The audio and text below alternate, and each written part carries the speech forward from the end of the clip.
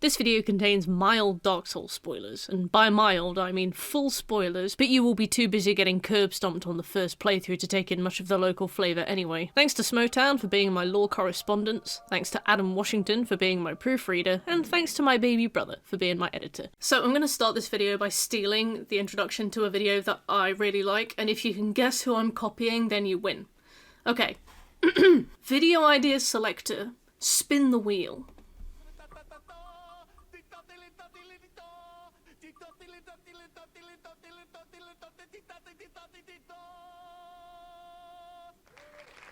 Marxist critique of Dark Souls. There we go. My personal bubble is so saturated with Dark Souls players that I'm genuinely always a little taken aback whenever someone tells me they've not heard of the series. It's good, I recommend it. I know it marketed itself on that whole prepare to die shtick, but I think that anyone can finish it with a bit of elbow grease. It holds up so well, and it is absolutely worth a play. So for those not in the know, Dark Souls focuses on the story of you, an undead human barely clinging onto the clothes on your back and the name you wrote on the label, with the help of one helmed knight who immediately bumps his head on the business end of this hammer. You escape your imprisonment and ride off on the back of the world's weirdest rail replacement service. Your job? To link the flame. Or whatever that means. If you're going in blind, you won't know for a while what that entails. Your only clue is the game's introductory cutscene, the retelling of a legendary war that occurred thousands of years ago. An uprising against the everlasting dragons, a sudden end to their stagnant, grey Age of Ancients. In the Age of Ancients, the age just before this one, the world was grey and unchanging. The ignition of a flame deep below ground, seemingly from nothing, ushered in heat, light, and life. It also created contrast. Where there's heat, there's cold, and where there's light, there's dark, and where there's life there's death, and that's what the humans, waking up amidst the flame, decided to teach these dragons all about. 3 individuals found the flame first, soon to be called Gwyn, Lord of Cinder, the Witch of Izalith, and Nito, First of the Dead. These became lords and named their race the gods, and they ushered in an age of fire that burned for centuries alongside them. A 4th came later, the furtive pygmy, who found the dark soul and became the progenitor of the smaller human race. Unfortunately, Gwyn wouldn't be getting the happy ending he was used to paying extra for. When the fire began to fade and the dark began to rise up, he started to get very upset. He liked being glorious. He liked it when it was his turn to be powerful, and he was scared about what would happen when it was no longer his turn to be powerful. He had built civilization and did not want to give up so soon. Come on, what's the harm in another 1,000 years of power? In desperation, he returned to the kiln of the first flame and kindled it with his own soul, becoming a cremated, angry husk, but keeping the fire going for just a little while longer. Only it's fading again, and no other god is feeling as charitable, as self-sacrificial. So who will be next to carry this torch? And will it be you? Me? Another god? Well, you won't be enough. Until you've mastered Brilliant's courses in maths, science, data, and programming. Yes, crafted by award-winning teams of teachers, researchers, and professionals from Stanford, MIT, Caltech, Microsoft, Google, and more, Brilliant offers a rich catalogue of fun and engaging interactive lessons for you to try, a method 6 times as effective as watching educational lecture videos. Accessible for any level of learning, Brilliant doesn't care if you're a newbie or a seasoned thinker. You'll be given plenty of tools to grasp fundamentals before pushing you upwards into the real challenges, anywhere, be that on your computer or on your phone. Try out the Programming with Python course to build a real understanding of one of the most useful coding languages you could learn, especially for beginners. The best kind of learning is hands-on learning, where you can build a real intuition for the craft. Or if you're a little more mathematically minded, try the especially tough Solving Equations course, which, for me at least, is a baptism by fire of math skills paired with actual applicable uses. Learn on your PC or on the go. To try everything Brilliant has to offer for free for a full 30 days, visit brilliant.org/merkkk or scan the QR code on screen, or you can click on the link in the description. You'll also get 20% off an annual premium subscription. Thanks to Brilliant for sponsoring today's video. The theme of Dark Souls is very explicit. You cannot, and should not try to, stop the tide. change happens. Things overstay their welcome. Some stuff is great because it pushes civilization along, but forward, exponential momentum is impossible to sustain forever. Life, exhausts itself. Sometimes pushing things forward requires great sacrifice, and if you're powerful enough, you can outsource that sacrifice to those less fortunate. Conserving the status quo will stagnate a society, and a world. And this is where Karl Marx, famous German philosopher and political theorist, enters center stage. Plus his friend Friedrich Engels and a few like-minded Russian cousins like Peter Kropotkin and Mikhail Bakunin, who probably would have really loved Marx if he didn't have that weird 1800s thing about Jews. Marx didn't propose a ton of solutions in his work. It was only Engels' encouragement really that got him started on writing more substantial ideas for a life beyond the current system. I think Marx was kind of worried that he would be held responsible for every single proposed solution, and so kind of abstained from suggesting any for as long as possible. Although he did fold just in time to write the Communist Manifesto. Marx was more interested in describing the current system as he saw it, like understanding the psychology behind value, exchange, and a society of labour, how it affected relationships, and the consequences of moulding a state around the act of self-interest and profit. He and his cohorts defined capitalism over a series of pamphlets and lectures and books, drilling into the mechanisms underpinning it and how those mechanisms aren't feasible in the long term. Nothing really is feasible in the long term, no matter how much you might like it, and that brings us back to Dark Souls. So, let's get to it.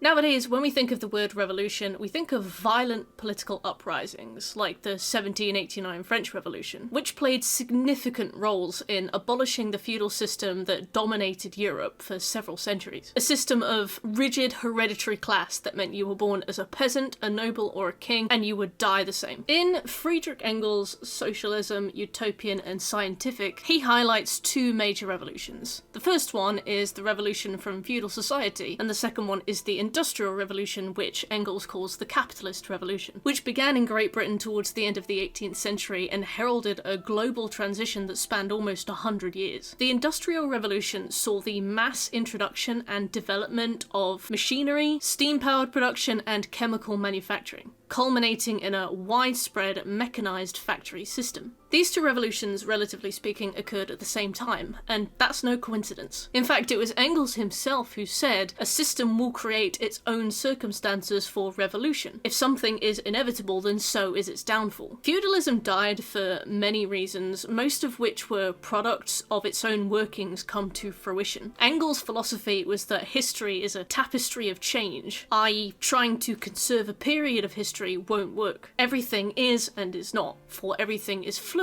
is constantly changing, constantly coming into being and passing away. In Dark Souls, you could compare the Age of Ancients to our literal ancient ages, the era of dinosaurs and volcanoes and apocalyptic meteor strikes. I want to pose to you today that the Age of Ancients actually represents the feudal age, the age of hereditary monarchs. The everlasting dragons were huge, majestic creatures covered in stone scales that made them invincible. They weren't even strictly living, they just were, and according to legends, they were in a way that the human mind cannot comprehend, like minerals, beings that purely existed, like rock. According to legends, they didn't even feel pain. But according to those same legends, they were eradicated by Gwyn and his allies, so it's worth taking even an introductory narration like this with a pinch of salt. As we'll discuss, Gwyn was no stranger to the machine of propaganda, and so these stories of perfect, unkillable evil may be somewhat inflated. Still, assuming this is true, even if humans existed in this time, which is not confirmed, would they even have been able to communicate? Would they have been able to stand among the dragons? No. The dragons represented the infallible, untouchable hereditary rule of feudal society, the world of grey crags, their unchanging world of comfort, their lack of disparity. You are either born a dragon or you are not born a dragon, and during this Age of Ancients, humans could not be dragons. Humans weren't even humans yet. This division of species represents the impossibility of social mobility during the Age of Ancients. The world was unformed because the status quo served a few select people, and those it didn't serve had no power to change it. The Age of Ancients flipped over into the Age of Lords in a period of time that feels almost instant. And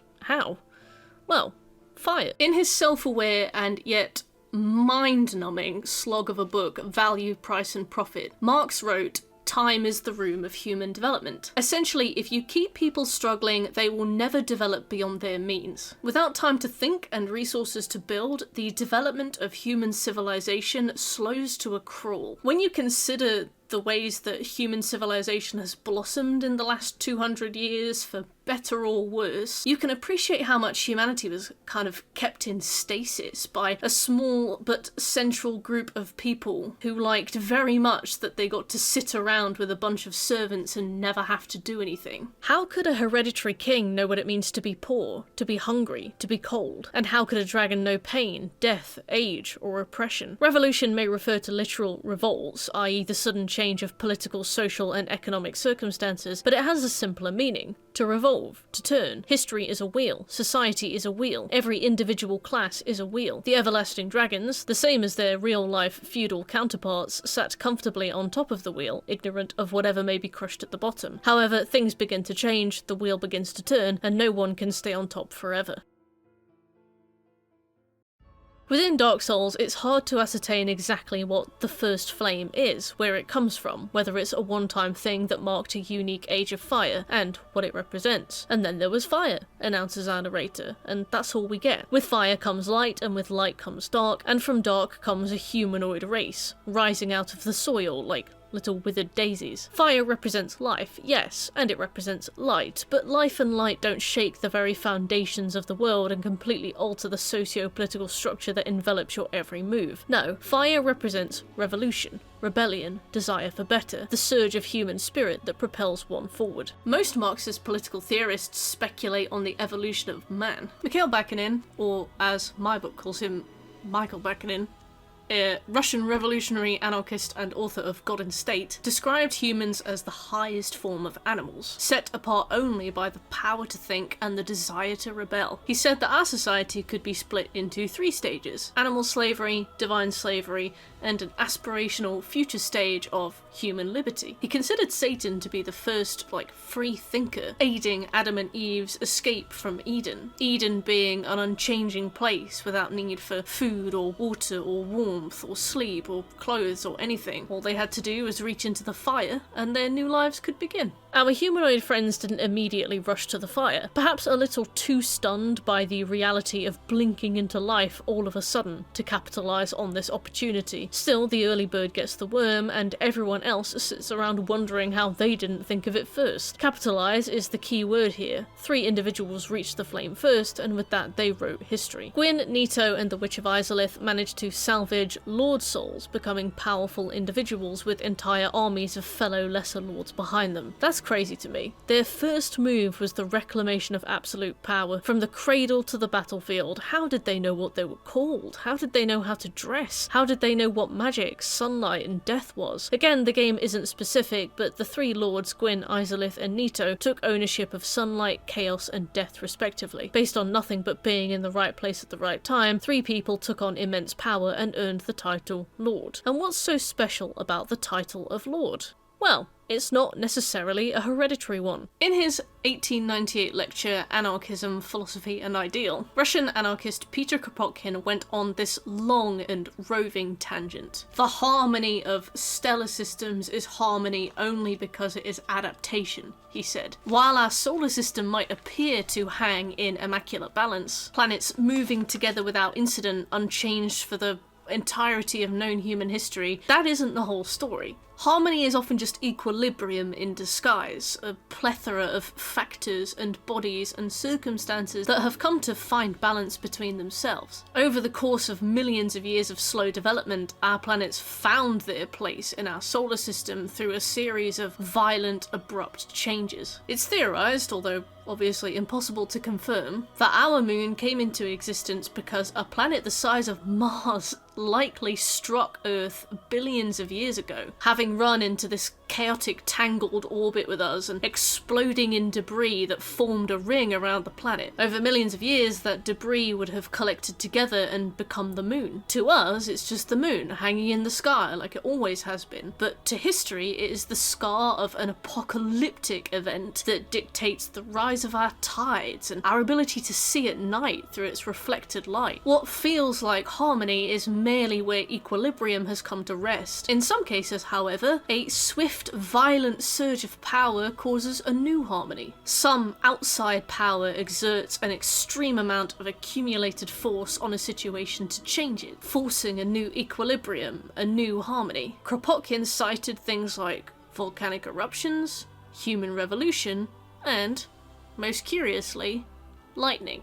Now, Gwyn, Lord of Cinder, is a character heavily inspired by the Greek god Zeus. Big and beardy, head of a pantheon of gods, and, most importantly, commands the power of lightning. Since there are very explicit references to the goddess Persephone and her mother Demeter in Nito's Corner of Lordran, it's obviously no coincidence. The gods of Dark Souls are based on Greek gods, in whatever capacity, but being based on Greek gods doesn't automatically exclude the relevance of lightning. Hell, Zeus having the power of lightning, the power of a sudden, violent, deadly, and grandiose adjustment of the equilibrium, the purest force accumulated, is certainly a point of interest too. See, revolution does not happen through the gentle coercing of those in power to give said power up. You cannot meet a medieval hereditary monarch in the marketplace of ideas and expect anything but a slap across the face. Compromise would have been unthinkable to someone born and raised in a circumstance that taught them to know that they had full rights to absolute dominion over everything. Fire represented a power that the dragons had never encountered before. Literally, the first flame represented revolution, intellectual, social, and industrial, and the everlasting dragons did not like it. This new age of life changed them too, forcing them into mortality, forcing them into swift evolution. Seath was likely the first actually living ancient dragon, an entity beyond mere existence, judging by his fleshy body, the physical manifestation of the advent of weakness his kind were about to discover. The dragons of the present day are just the drakes we meet in the Valley of Drakes, shadows of their former selves, like the T-Rex and the chicken. Now, in real life, a few key factors influenced the end of feudalism, and those key factors exactly mirror those that tipped the scales, if you'll pardon the pun, in the war against the everlasting dragons. What were they?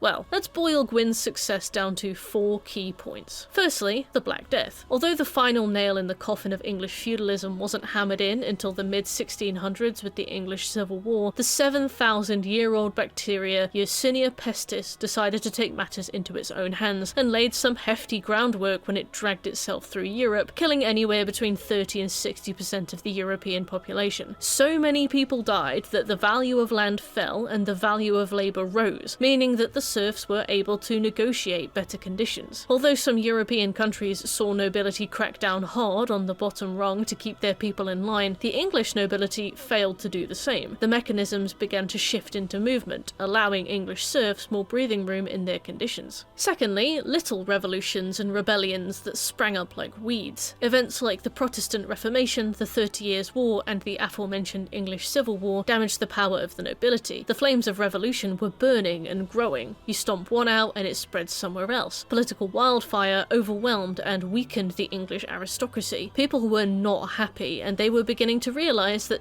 you don't have to be unhappy. Thirdly, the ship jumpers, the cowards, the turncoats. In the Communist Manifesto, Marx and Engels derisively observe how members of the ruling class will always jump ship when they see that the going is getting tough. In times when the class struggle nears its decisive hour, a small section of the ruling class cuts itself adrift and joins the revolutionary class, which holds the future in its hands. One such example was Prince Rupert of the Rhine. During the English Civil War, Prince Rupert of the Rhine was debatably the most talented royalist commander, leading a series of resounding victories against the parliamentarians when he was barely 30 years old. Despite said winning streak, Rupert found himself in a difficult situation whereby his political influence was constantly being undermined by George Digby, the royal ass-kisser who kept telling the king to order Rupert to do things that backfired on Rupert and often ended in military defeat. These schemes humiliated Rupert with needless losses that couldn't possibly be the fault of the divinely anointed king who was giving him the orders. The blame had to fall on Rupert. Stuck between a rock and a hard place, Rupert was banished by the king after surrendering to the parliamentarians in Oxford. He would return to the English court as Duke of Cumberland 14 years later. And yes, if you're interested, he did spend the rest of his life doing science experiments. Seath the Scaleless, the only dragon to be totally without the scales that grant the everlasting dragons their immortality, must have felt a similar pressure when confronted with that turning tide. Either sacrifice your entire race and hope that you're not double-crossed, or die with them. Obviously, the two aren't exact mirrors of one another. Seath isn't a direct stand-in for Rupes, but rather Rupert's pinball career mimicked the way that sometimes you just have to know when a loss is a loss and save your own skin, like Seath. Seath was blind and scaleless. Pick a struggle. The only dragon born with a defect that rendered him totally vulnerable. Sunburn would kill this guy and he wouldn't even see it coming. And obviously, Seath's scalelessness isn't just a literal physical weakness, but also a physical representation of the insecure paranoia that will eventually assist in driving him insane. As the only person on the battlefield fighting fully nude, Seath was undoubtedly the most scared, and the one with the least to lose by abdicating to the other side. I like the contradictory parallel in Seath being granted the title of Duke by Gwyn. It was a huge, patronising insult, since yes, it is a hereditary title, but that lineage has to start somewhere. It's like a perversion of his bloodline, his previously untouched lineage handed back to him as a booby prize after betraying everything he ever knew. Seath became a pet, monarch in title alone, sitting up above Londo in a little birdcage, having gone completely insane. Finally, the death of feudalism occurred on an economic front. The slowly developing world of industrial manufacture allowed a previously non-existent middle class to grow, which is a perversion of the feudal system, which relies on the absolute power of a small few over the majority who are their serfs. Having a class of people who didn't need to be out in the fields working, under the threat of starvation, but rather comfortably living, able to choose their jobs, housing, location, meant that the social contract was becoming less work or starve. People had more time. In the feudal system, vastly outnumbered, but still totally secure monarchs had complete control over masses of disorganized, uneducated serfs. That is, until those serfs began to create their own means of production and their own commodities to sell, which reduced their reliance on nobility and increased their bargaining power. Why work in a lord's field for scraps, barely managing necessities, when you can trade with neighbouring communities and set your own prices? Further to that, when Henry VII rose to power in the 1480s, he, to massively oversimplify a long and involved process, stopped nobles from having their own private armies, costing the upper class yet more power. Physical force was now off the table. And so, all the mechanisms were in place, and the first industry of the Age of Fire was the industry of war. In the preface and introduction to a contribution to the critique of political economy, Karl Marx said, "A social order never perishes before all the productive forces for which it is broadly sufficient have been developed. Mankind thus inevitably only sets itself tasks that it can solve." All ideas were revolutionary once, because someone had to have the idea first, before anybody else. Every idea once rocked the world's foundations. The tools that ended the feudal age of ancients existed during said age, not after. They just needed to be harnessed. As Nito represents the pestilence that flipped the reliance of the serfs on its head, Izalith the burgeoning flames of revolution, Seath the power that jumps ship long before the battle is lost, Gwyn represents the growth of the bourgeoisie, the middle class who would come to own the means of production, and, as a consequence, society's wealth. Exactly as Engels observed would happen. The wealth of the bourgeoisie soon eclipsed that of the long-standing landed aristocracy, the dragons, becoming the new aristocracy in all but name. Soon, Gwyn would own and control all religious, social, lawful, and capital ways of life.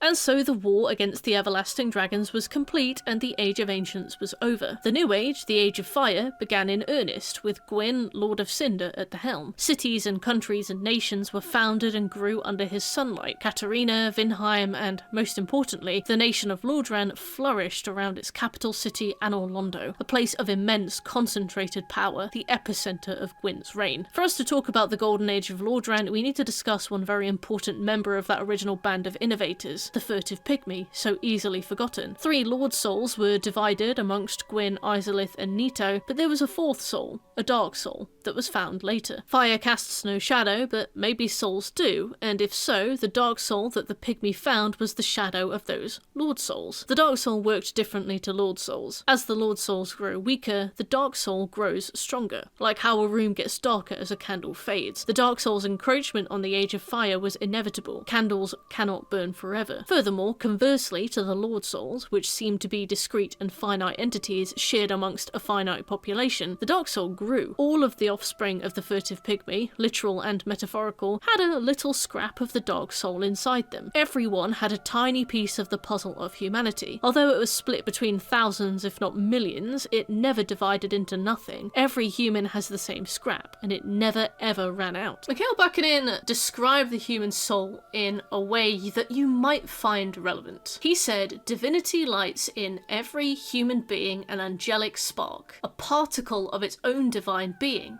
the immortal soul." Essentially, the divine manifests in tiny fragments, each one housed within every individual person, that which we call a soul. If God entire could find lodgment in each man, then each man would be God. He would go on to say, divinity, lost and scattered in the matter which it animates and sets in motion, finds a support, a focus of self-concentration. The situation of fragmented souls living in individual bodies is inconvenient and unhappy. They are little acquainted with each other and begin devouring each other. They are drawn towards their whole. Applying this to the humanity of Dark Souls, we find a clear parallel, especially if you look towards the end of the series timeline into the Ringed City DLC of Dark Souls 3, where after millennia every piece of the Dark Soul is finally reunited. Humanity is the term used to describe this entity because it is intrinsic to humans and therefore considered filthy and unholy. But really, it is a shred of God. It is divinity. It would not take long for Gwyn to realise this, and it became his goal to keep man from knowing this too. Gwyn, having reached the Lord Souls first and having led the entire revolution against the dragons, was likely the person who had first dibs on what he would call his own race. Naturally, the man who had just single-handedly changed the world decided to call his species the gods. We take the name gods without question as players because our existing expectations of the word imply something preordained, something meant to be. However, understand, the name of his species was not pre-selected for him by a higher power. He picked it as a name for his species. That doesn't make them gods, they're just a different race of humanoids who do not carry the dark soul. In other words, although Gwyn commandeered the word gods as his species name, and the Lord Souls are depicted as bright burning light in comparison to humanity's dour-looking, yet warm and comforting grey flicker, humanity are the ones who are actually divine. Every scrap of humanity in every individual human is a part of a much bigger whole. God finds lodgment in each man, and so each man is God. Humanity animated the flesh and sets it in motion. It filled the hollow humanoid bodies by the flame, who were living, but lacked life in the sense that we understand it, beyond instinct, emotion, drive, self-awareness, and self-determination. Once split, it yearned for its own company, creating a feeling of family, community, and jolly cooperation. The Dark Soul is the only soul of the Pantheon that can be altered through emotion and willpower, and the only soul of the Pantheon that has a unique strength, the strength of the Dark, the Abyss. The Lord Souls are kept alive by the flame, and so they are doomed to go out eventually. The Dark Soul grows as the flame dies. It is the shadow of the fire. There can be no dark without light. The first flame created the circumstances for its own downfall. If the first flame was inevitable, then so is its end. Gwyn didn't like this. There's a lot that Gwyn didn't like about humanity, such a scrawny race thinking they are equal enough to stand beside his own, thinking they measure up to him and his cohorts. He disliked potential, the growing number of humans with this infinitely growing mass of humanity within them, and the risks of allowing all that humanity to amass together. Peasants are enlisted to fight in every war, even against their best interests. Despite humans serving in the war against the dragons, any stories of their heroism were scrubbed from history, and many of them were sent to live in the Ringed City, where they could be safely contained. Gwyn could not allow humans to understand their unrealized power. Gwyn's history, like most history, is written about individuals individuals, not masses. Gwyn and his knights won the battle against the gods, so say the stories. There were no heroes of war on the side of humanity, no one to pin all of the successes on, a collective effort. What glory is there in a collective effort? What kinds of statues do you make to venerate a people's army of those who took it upon themselves to aid a cause they may not necessarily have benefited from, to usher in an age that didn't belong to them? How do you explain that kind of selflessness? We don't see much of human collectivism in Dark Souls because by the present day, when the game is set, most communities have been eradicated. Family, clan, company,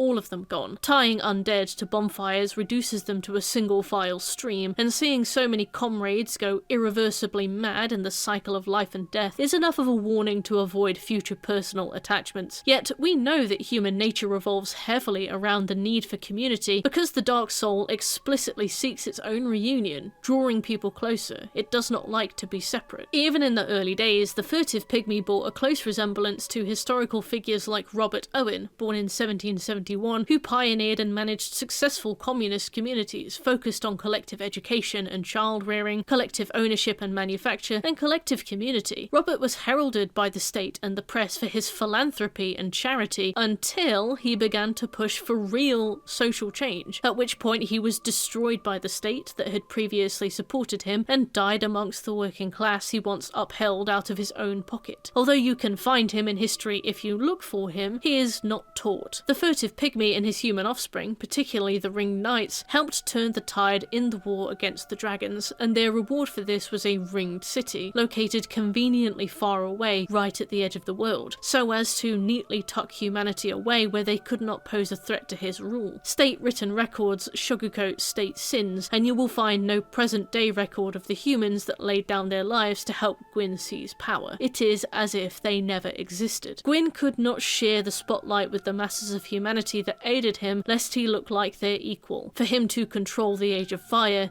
he needed to be its sole owner.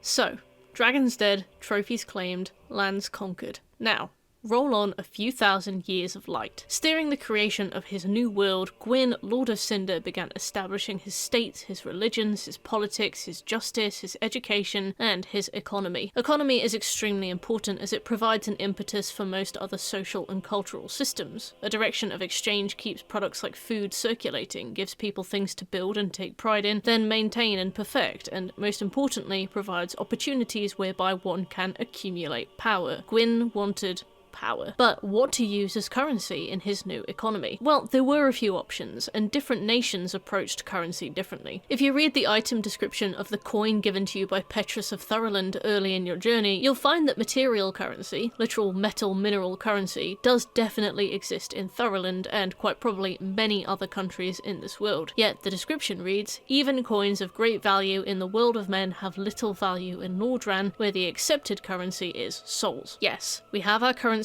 right here already. Souls. Free to produce, weightless to carry, and easy to exchange, and most importantly, Gwyn already has a huge proportion of them. He wouldn't need to compete for a higher proportion of the existing wealth, since he had been lucky enough to drop into it first and take the lion's share. He had full control of souls, and therefore full control of Lordran. In Das Kapital, Karl Marx talks a lot, and I mean a lot, about what exactly currency is and what it represents. Let's take the firebomb, an item that, as the name suggests, can be thrown at things to damage them with a small explosion of fire. They're useful in the Undead Burg and against early bosses, but become functionally useless once you've upgraded your weapons or spells enough to outpace their damage. Every commodity has a use value and an exchange value, i.e. how much it is worth to consume versus how much it is worth to sell. The use value of our firebomb is qualitative. It's how easy is it to throw? How easy is it to carry? How well has it been crafted? How big is the explosion? How much damage does it do? Etc. All the things that you would find favourable if you bought the firebomb. Your value for money. The exchange value is quantitative. How much of other things is it worth? At 50 souls, the firebomb is worth 5 throwing knives, because they're 10 souls each. 10 firebombs are worth the 500 soul repair powder. Now, Now, if you were looking to trade out a spare firebomb, you might not want 5 throwing knives in exchange, even if the exchange value is identical, because the use value is incomparable. The use value, or the usefulness, relates to its precise physical structure and combination of elements, and may not always be what your bartering partner wants, and this is where currency comes in. If you're looking to sell the firebomb, you want its equivalent value, and money, or souls, is the equalizer. Then you can do with that equivalent value's worth of souls, or currency, what you will. Souls as currency is super cool because its use value directly represents its exchange value, meaning it is totally quantitative. Having 1 soul in your inventory is a sad state of affairs because that soul can't be traded for anything worth more than 1 soul, no matter how it looks, no matter how bright it is. A shinier soul does not have a higher qualitative value than a duller one. It does not become worth 2 souls. 1 soul is worth 1 soul, and that is the lowest anything can be worth and still be worth something. This is also proof that souls are not souls as we understand them. You would hope that your literal soul, your actual essence as a person, every experience you have ever lived or will live, would be worth a considerable amount more than 1. And no, boss souls is not an exception to this, since they essentially serve as wallets that can be opened to receive thousands of souls of equivalent value. George Simmel, writer of The Metropolis and Mental Life, commented on the use of currency as something that hollows out the core of things, their individuality, their specific value. Firstly, thanks for using the word hollows, George.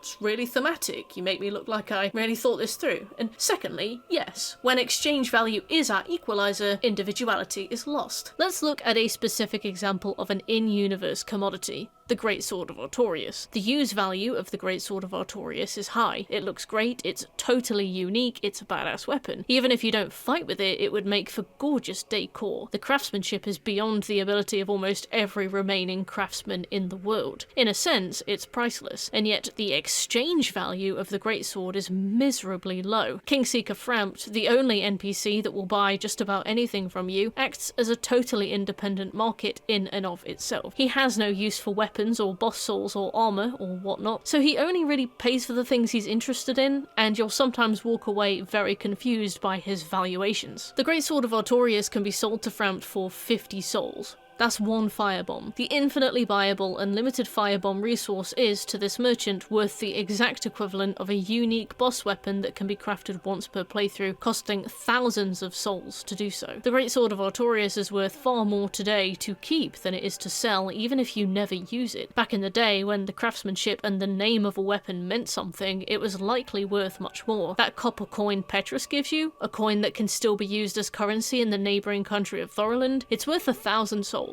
20 Greatswords of Artorias. In equalizing all commodities, souls, as a vessel of exchange, discount the things that make them unique. Only now that we have unpacked this do we see that there's nothing special about Lord Souls at all, besides the quantity of basic souls they represent, and nothing particularly special about the Lords themselves. They were just there first, got dibs, and wanted to keep as much as possible, only allowing any actual wealth to fall into the hands of loyal adherents.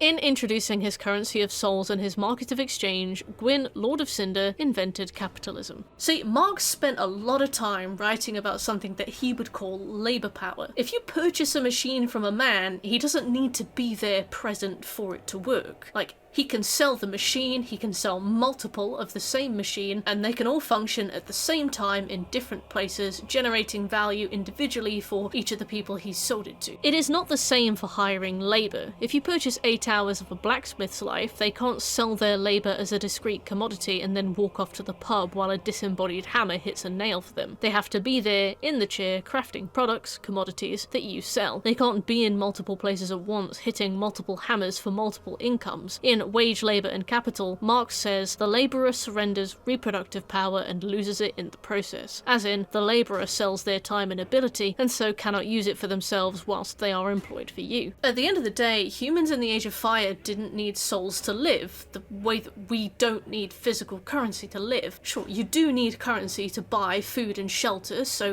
by that technicality, yes, but unless you're my little brother, you don't eat pennies. You don't drink money. The commodity of currency currency isn't essential to life, but serves as a vessel to access things that are. Arguably, the Lords of the Age of Fire did not need souls to live, either. There's nothing that suggests a soul is an essential component of subsistence, more a reflection of cumulative power. The more you have, the stronger you are. Lord souls are clusters of tens of thousands of souls. Character levels are banked souls. In the item description of the coin Petrus gives us, we are told explicitly that Lordran doesn't use coins because it uses souls. While not necessarily essential to life, souls enabled the rise of an economy in the wake of the First Flame, and that economy was capitalist. In the preface and introduction to the contribution to the critique of political economy, Marx stated that we learn about the past by seeing the forms it takes in the present, theorizing that studies of historical progress generally assume that the prior states of something are evidence of the linear steps taken to its current day form, like the way that the humble juicer has gone from like a wooden barrel to like a futuristic blender. In Dark Souls, we can know the way the Age of Fire looked at its peak because we can see the way it looks now. Although we wade through centuries-old ruins, fighting off the husks of hollows that may once have known us, devoid of any social, political, or economic structure to speak of, we need only look around to get an idea of how Lordran looked at the best of times. As souls flooded this newborn economy, the gods, and those who came after, were able to contract the constructions of towns and cities. In the Age of Fire, there was no need to barter. I could give you 5,000 souls and you could craft me a modest dwelling. 7,000 souls for a statue, 20,000 souls for a church. You could turn around and spend those 32,000 souls on setting up your own business, or having your own home built, or enlisting personal security, or buying magic spells. As these souls trickled down from the top, from the lords who handed them out, they would make their way into the hands of the humans who served them, who would trade amongst themselves. Cities of men like New Londo, now flooded ruins, bloomed and thrived without the presence of any godly rulership whatsoever. Kirsty, you may ask, what if someone kills you and steals your souls, like in the game? Well, back in those days, it would be murder, because death was final. Nowadays, you're trapped in a cycle of life and death. You die, you respawn at the last bonfire you rested at, you go find your bloodstain on the floor, complete with all the souls you dropped when you were backstabbed. Back during the Age of Fire, you would die for real if you got killed, and a justice system was in place to address this. It's hard to imagine an era of Lordran where people walked around with souls in their pockets, and the thought of killing them for it was unthinkable,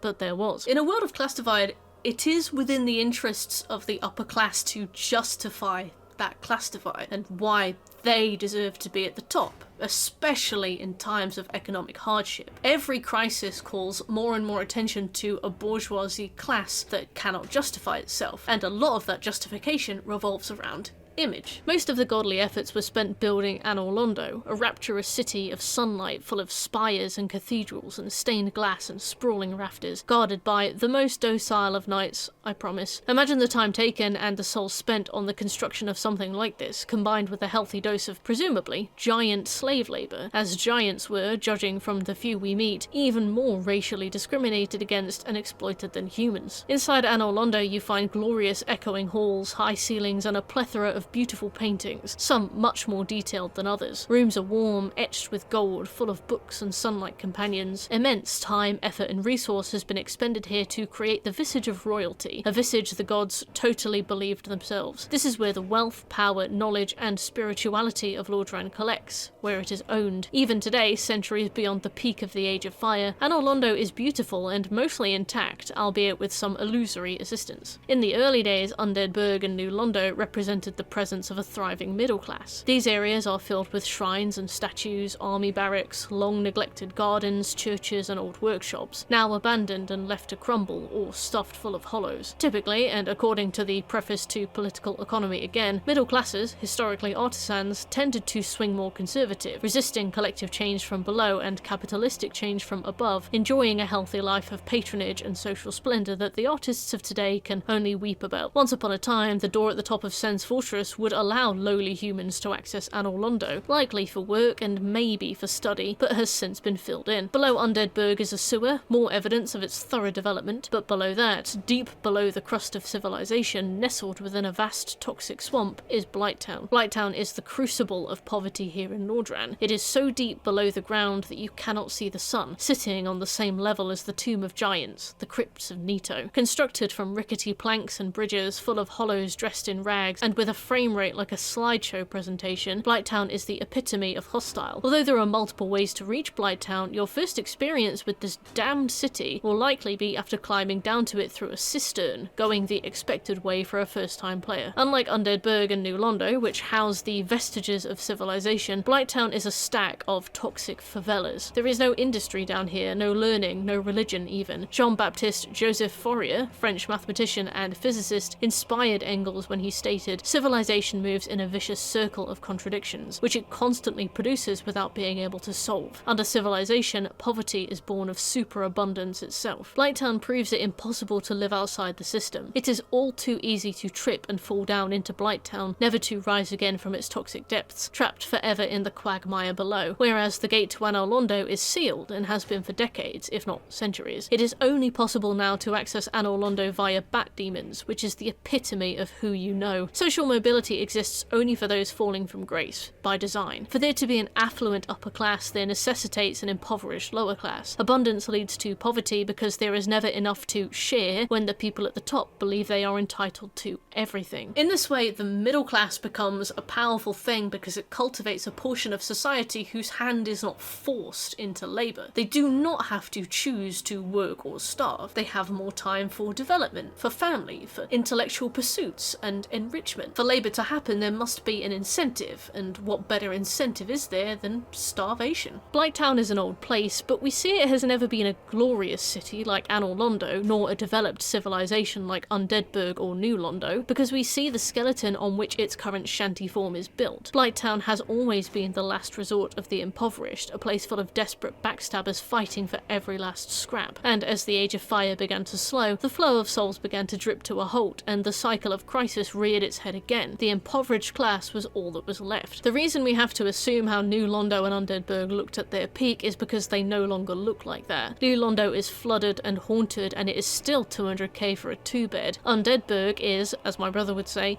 chopped. There is no comfort to be found here. Whichever merchants remain, besides the lovely Andre, are grinning corpses, locked behind bars for their own safety. Anor Londo still looks pretty fantastic, even when you lift the illusion. Yet, although they're not yet as bad as the toxic swamp of Blighttown, New Londo and Undead Burg sit in hollow-infested ruination, and this is for one very good and very predictable reason, because, as outlined by Marx and Engels in the Communist Manifesto itself, the lower strata of the middle class sinks gradually into the proletariat. By design, the trickle-down economics of capitalism squeeze the bottom rungs of the ladder. As time goes on, this squeezing increases in intensity and moves up a few rungs, and so on, so forth, until the middle class is eradicated. This is because capitalism requires growth to exist. It cannot maintain equilibrium. The destruction of Undead Burg and New Londo represents the vanished middle class.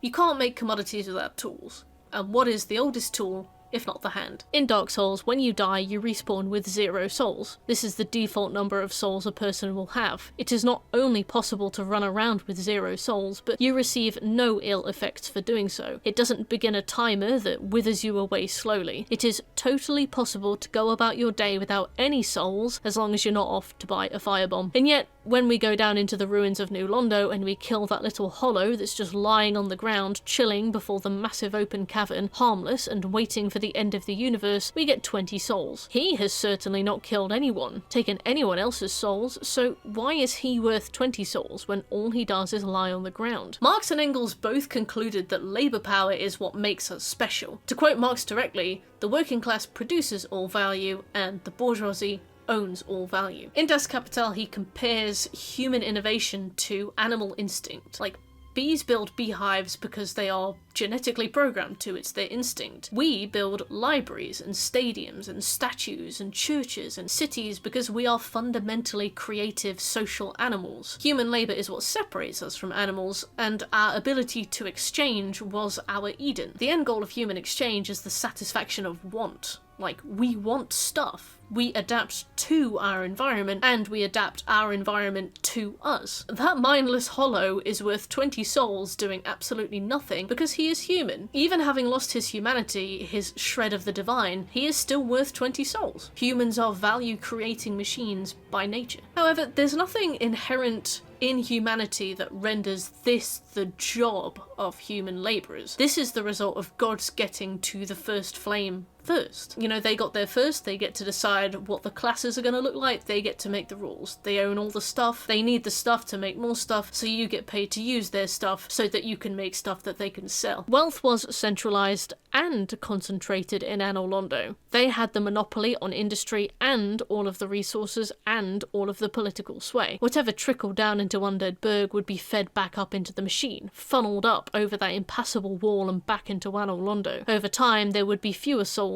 circulating in Undead Burg and New Londo, which would increase the pressure to compete, although often through underselling competition and paying workers as little as possible. Only remember, a worker is also a consumer. Workers need to accept the minimum wage an employer is willing to pay and behave with fiscal restraint so as to afford a lifestyle on that income, but are simultaneously pressured to spend as much as possible as a consumer. After the peak of the Age of Fire, when the capitalist wheels of Anno Londo were spinning their fastest, swathes of humanity would be reliant on those same capitalist wheels to keep spinning, capitalism to keep growing. But Kirsty, how can you make these assertions? Well, the reason we know that Undead Burg and New Londo partook in capitalism, rather than a system of bartering, is because merchants still buy and sell with souls. In Das Kapital, Marx comments that the ruling class own all means of education, tradition, and habit, and is echoed by Engels, who said parliaments owning tradition and education are allowed to educate tradition, and Bakunin, who added the governing class divides society and then unequally feeds them. Having created society, the gods of Lordran set its pace, made its rules, chose the class divide, and decided how that class divide would be treated. We have gods at the top and humans and giants below them. Although we hear stories of the blacksmith of the gods and other such confirmed labourer gods, the gods we see in present-day Lordran are functionally idle beyond flimsy illusions. Looking at you, Gwendolyn. It was Marx and Engels both who said, those who work acquire nothing, those who acquire anything do not work. Nothing could be more true for the remaining bourgeoisie of Lordran. Bakunin said it best, an industrial nation achieves the peak of its production when it arrives at its historical peak as a whole, and it is all downhill from there. Eventually, so many souls would be siphoned from Undead Burg and New Londo to satiate the bottom line of the ruling bourgeoisie that the human workers would fail to earn even the means of subsistence. Less could afford luxuries, and the middle class collapses metaphorically into the blight town below. The only remaining labourers are long-established blacksmiths or murky merchants who sell looted items, but plundering cannot occur without anything to plunder. Why would we need teachers or cooks or prison wardens or cleaners if all that remains is an economy of death and plunder? It's hard to call the economy of Dark Souls late-stage capitalism, because it is the economy of Dark Souls 3 that truly represents late-stage capitalism, a boiling pot of civil war, an immense concentration and centralisation of wealth, entire cities of screaming graves, and a fire that isn't so much restarted as it is dragged back into life, stuttering weakly again. Dark Souls represents neoliberal capitalism, where short, sad generations are as useful as long, healthy generations. Capitalism without morality, where, in a phrase, competition dissuades compassion. Even when the capitalist system is growing, it relies on class antagonism. Workers work because they are told that working will improve their conditions, but business growth tends to be rewarded with the pressure to grow, because competitors catch on, and once revolutionary methods of production become the standard, workers become armies, except battles are won by discharging more of your army, not killing someone else's. Better machinery offers a higher return on investment until everyone is using it, and then it's an industry standard. There is a pressure to undersell competition, hire fewer people who can complete more homogenized tasks, reducing the value of their labour and encouraging competition between them and other workers. As capital expands, it produces jobs it values less, prices rise, and more workers are forced to become dependent on capital. And all the while, capitalists merely rely on the generosity of other capitalists so as not to suck dry their working class, because the working class is also the consumer class, contradictorily pressured to take as low a wage as possible, but simultaneously spend beyond their means. Which brings us to today. The current economy of Lordran sits on the skeleton of the old. These days, the only way one may extract value from his fellow man is by killing him and taking everything he has, as in times of crisis the worker takes on more responsibility and undersells himself in the same breath, lowering his own value and placing himself in direct competition with other workers who are forced to do the same. Everyone takes lower wages and wears more hats. You don't have to go around killing and looting, but without money in your pocket you have no agency in the marketplace, only rejection. You are in a free contract insofar that you are free to kill and plunder or die. I've mentioned previously that the title of Lord can be granted, but it can also be inherited. This duality perfectly encompasses Gwyn's reign. He is simultaneously the state and the monarch, an individual revolutionary figurehead and an omnipotent presence, God the Son and God the Father. And to build and maintain his control over the people of Lordran, he and his family needed control over several prominent aspects of Lordran life: education, religion, economy, and culture. And we can see many of the ways in which he did this just by paying attention to the game as we play. The state instills its authority over the people through its systems of education and religion, and it maintains its authority through the justice system, police, and courts. Gwyn's knights kept order, acting as the judicial arm of the state, but as we can see from the prison cells in the church in Undead Parish, there was considerable overlap between priest and parole officer. Something doesn't need to stand out to be a suspicious vein in this massive system of control. It can be something you've already taken as true, or something you've never even noticed was occurring in the first place. Even if Gwyn meant well, which he likely didn't, considering his first instinct was to stratify class based on racial differences, it was Bakanin who said, "No single man can competently grasp every issue." The problem with individual rulers is their incapacity to grasp every issue in every segment of society thoroughly enough that they can make informed decisions on how to direct it. Combined with the inevitable corruption that power brings, these rulers offer extremely diminishing returns. But as Bakanin continues, even a government built to be incorruptible can be overturned only a few generations later, i.e. if you establish a government and make a no corruption rule, a future government has equal power to overturn that rule. Even a government based on science would end up creating an aristocracy of learning, he predicted. Their first step would be to lock intelligence away in some way or another. Power corrupts no matter who holds it, even if your politics align with them. Whether Gwyn began with good intentions or not, the segmentation of Lordran demonstrates the thought process of a man who ascended to greatness off the back of uncredited human armies. As Marx says, the proletariat fight the wars of the bourgeoisie, and then the bourgeoisie shut them out, repulsed by their not lordship, their peasantry. So we know now how Gwyn built a self-serving system of control and production in Lordran, how he tamed the races of the land and moulded them to his will. Now let's look at how he maintained control. At this point in the timeline, we're still in the first half of his rule, leading up to the peak of the Age of Fire. How could Gwyn dupe the people of Lordran into doing his every whim forever, even when that resulted in outcomes that pushed them further and further into poverty? Why, even if you refuse to link the fire at the end of the game after defeating Gwyn, does someone else come along and do it for you? Why does Dark Souls 3 exist? Why is humanity so dead set on toiling for fancier chains? Why, even centuries after he sacrifices himself to link the flame, do people still speak about him as though he currently still rules? Because, after his economic sphere had been built, Gwyn established the status quo. In Das Kapital, Marx observed that capitalism teaches itself. Despite being only 400 years old, a capitalist state owns capitalist education, and can therefore effectively pretend to be as old as it wants. Bakanin talks about this social phenomenon, which he calls primitive truths, how people tend to justify the existence of something just because it's been around for a long time. Tradition. Except cannibalism and slavery were established long before the justice system and truth, so this kind of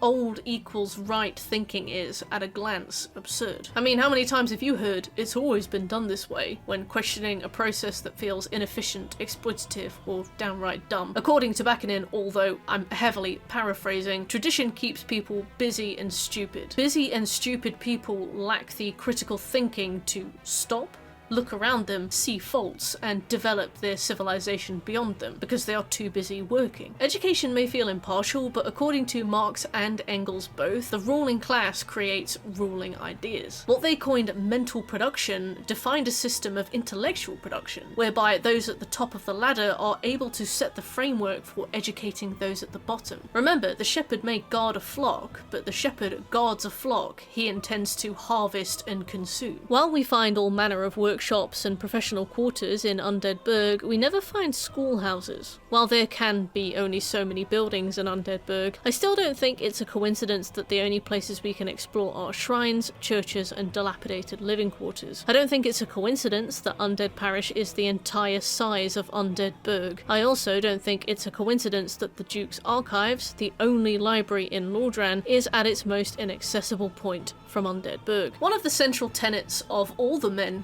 we are discussing today, from Marx's Das Kapital to Bakunin's God and State, are that the government, press, and church are all geared towards protecting capitalism. And one of the ways they do this is by owning intellectual production. Peter Kropotkin would assert that ideas are inculcated by minorities of priests, chiefs, and judges, all striving to establish their domination, and of scientists paid to perpetuate it. He added, were it not for church and state, free societies would already have conquered the whole immense domain of education. This is the same in Lordran. Scholars such as Big Hat Logan serve schools of sorcery and pyromancy, schools invented by Seath and a daughter of Izalith respectively. You may also count the School of Miracles, created by Gwyn and the gods, and scaling in line with faith, since one man's miracle is another man's sorcery, and if they're vain enough to name themselves gods, then they are vain enough to name their school of magic Miracles too. Big Hat Logan, a prior member of the Vinheim Dragon School and a man hundreds of years old, seems to worship Seath in some capacity, considering that it appears as though he allows himself to be captured on purpose just so he can visit the Duke's archives. The Queen of Izalith's daughter Quilana fled Izalith and invented pyromancy, a safer form of fire sorcery. All the ways that humanity knows they can understand magic are ways invented and educated by those already in power. We take it for granted that magic is done now, a completed field of study. It is only when we reach Ulasil in the DLC and witness events from hundreds of years prior that we discover dark magic, abyssal magic, which would become hexes in Dark Souls 2. Dark magic, like humanity, has power that scales off emotions. It is power that draws upon the dark soul. Like sorcery, it scales off intelligence or faith, whichever is lower, but intelligence about what things, and faith in who. Only in present-day Lordran there is no dark magic to be found. Whichever dark sorceries were invented in Ulasil have long since been snuffed out, scrubbed from the histories. No schools of dark magic or humanity sorcery have ever been erected, it has never been studied, and may as well never have existed. Say what you will about preventing the spread of the abyss, but Gwyn's knights were sent there to do more than stop the growth of the unknowable. They were sent on a mission of conquest, the snuffing of an uprising, the colonization of a burgeoning culture to which they deeply objected. Humans cannot have their own schools of magic because we do not want them to get any ideas about their place in the world. Magic is for gods and lords, not the writhing masses of humanity. The irony of state-induced ignorance lies within another contradiction. Often, when pushes are made to force states to offer more visibility, the onus is instead put on the individual. For example, Sarah Bosley, health editor for The Guardian, wrote about how the National Institute for Clinical Excellence made suggestions to improve diet generally across the population. Despite many of those suggestions looking like net positives, the government, the arm of the capitalist state, suggested that instead it's up to the individual to make healthy choices. In short,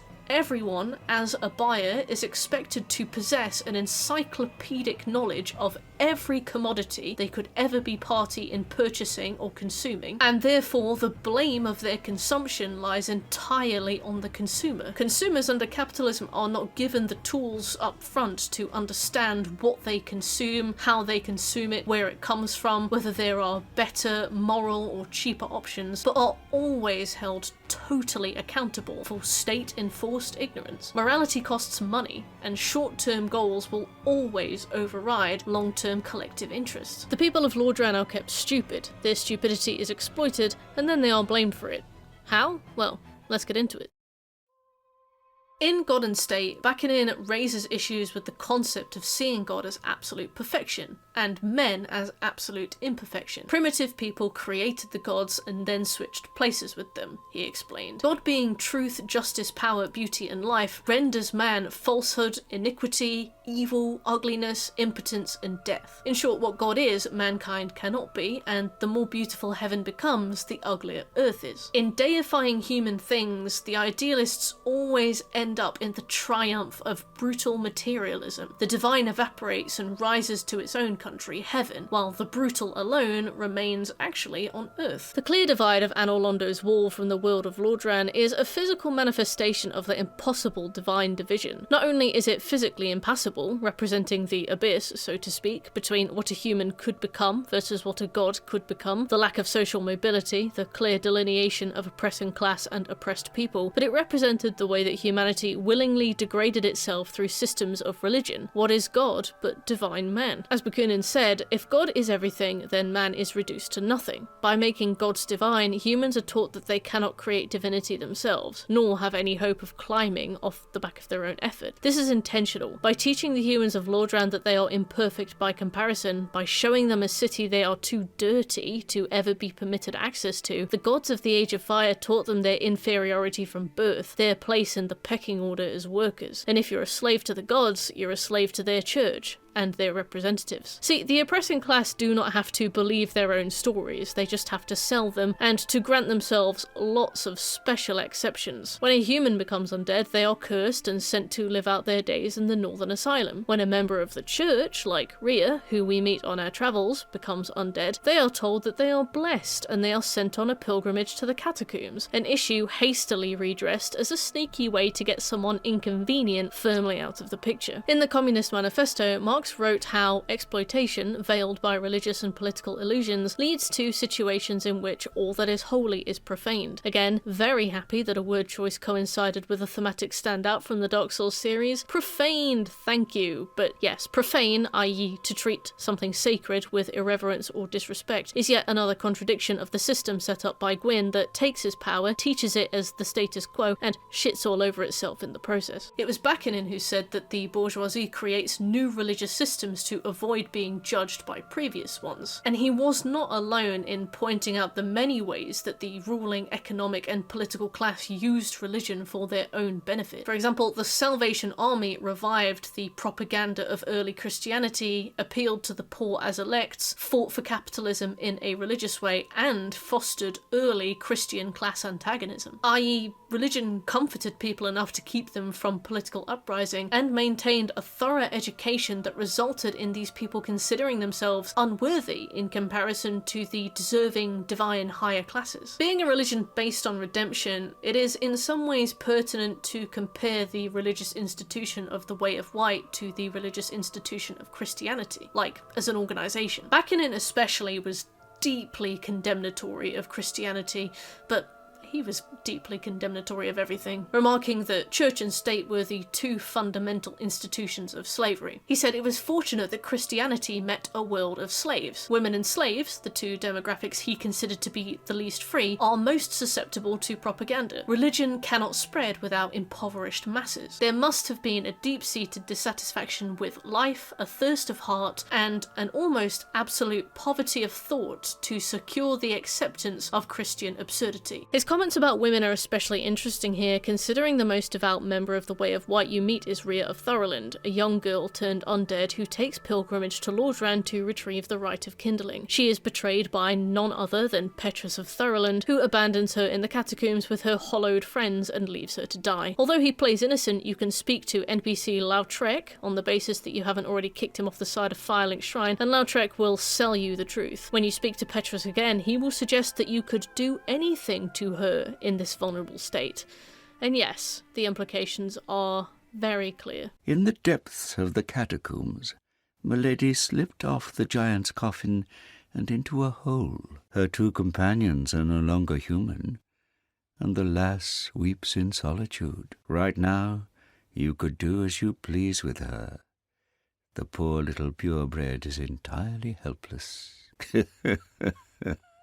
Rhea exemplifies the devout woman of the cloth, who joins the church because she actually believes in its teachings. As one of the most vulnerable demographics in society, regardless of her wealth, Rhea is primed to accept the teachings of religious order where her male cohorts might see it for what it really is, use it for how it benefits them, and join in on their exploitation. Rhea's contrast with Petrus is absolutely clear. Despite her high birth and her enthusiasm for the church, he will only ever see her as something to violate, given any opportunity. When reduced to the minimum of human existence, it is beneficial to assume that God is your way out. Much of this is replicated in how the Way of White approached the masses of undead humans in Lordran, sweeping in at a time when things were only getting worse, the perfect time to strike at the heart of people desperate enough to hope that their faith alone will earn them something better. Many of the miracles, I say with quotation marks, you can purchase from members of the Way of White scale off faith. But when you get your first occult weapon, you'll realise occult, i.e. dark,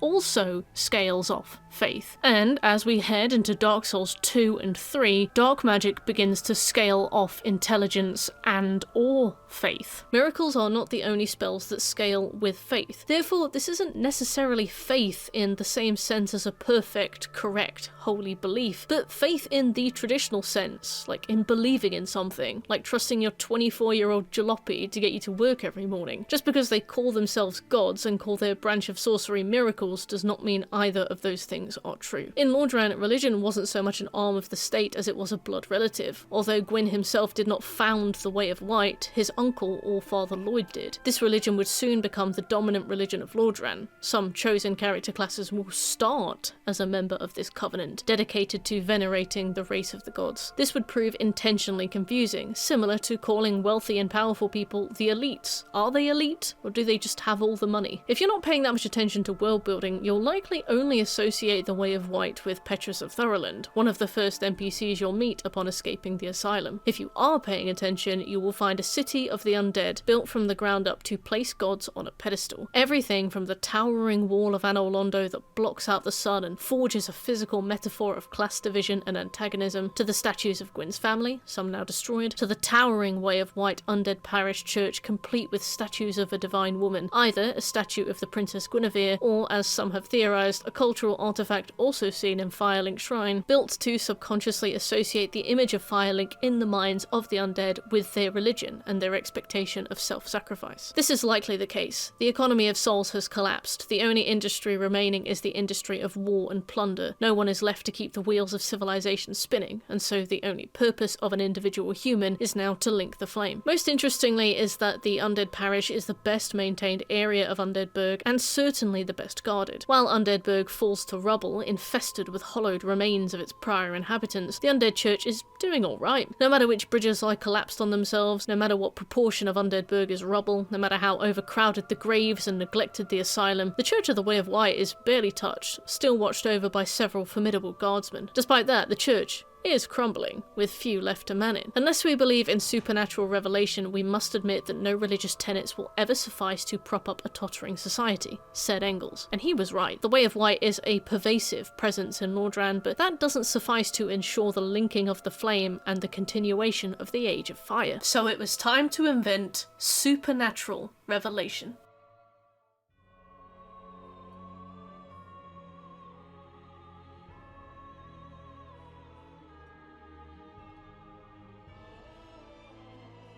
One of the biggest debates in the Souls community essentially boils down to whether Gwyn was a good person, if he thought he was doing the world a favour by trying to extend the Age of Fire, or whether he acted out of selfish desire and the fear of change. That in a new age he might find the wheel has rolled him and his cohorts to a less ideal position. If the system is shaken up, he might not be able to control it. The problem with Gwyn's fear of the Age of Darkness isn't so much about whether he was trying to do good with it, it was that he arguably makes the inevitable transition a lot worse, and he can never make it better. By forcing a prolonged Age of Fire, turning all of humanity into mad husks called hollows, and sending all of his fellow lords insane with centuries of unchanging misery, Gwyn takes a noble age and reduces it to one of clawing, desperate madness. The whole life of real men, the men of flesh and bone, is composed of passing matters, said Bakunin. The Age of Darkness might have been nice once, but no one lucid will be left to understand it now, and anyone with the power to shape it will do so reduced to the animal form they escaped all the way back when the first flame sparked, not as the developed humans seen at the fire's peak. Work or starve is a great incentive to keep people chugging away in the capitalist machine, but the capitalist machine has collapsed in on itself like a house of cards long before you, the chosen undead, set foot in Lordran. The only option Gwyn will consider is essentially a soft reset, link the flame, start the fire again, flood the world with souls, and keep it going a while longer. Maybe it will be different this time. The masses are undereducated educated and God-worshipping religion is the backbone of their society, but that's not enough to drive an individual to drop everything they know and love, kill impossible foes, beat impossible odds, and sacrifice themselves in fiery agony just to keep my economic system going. So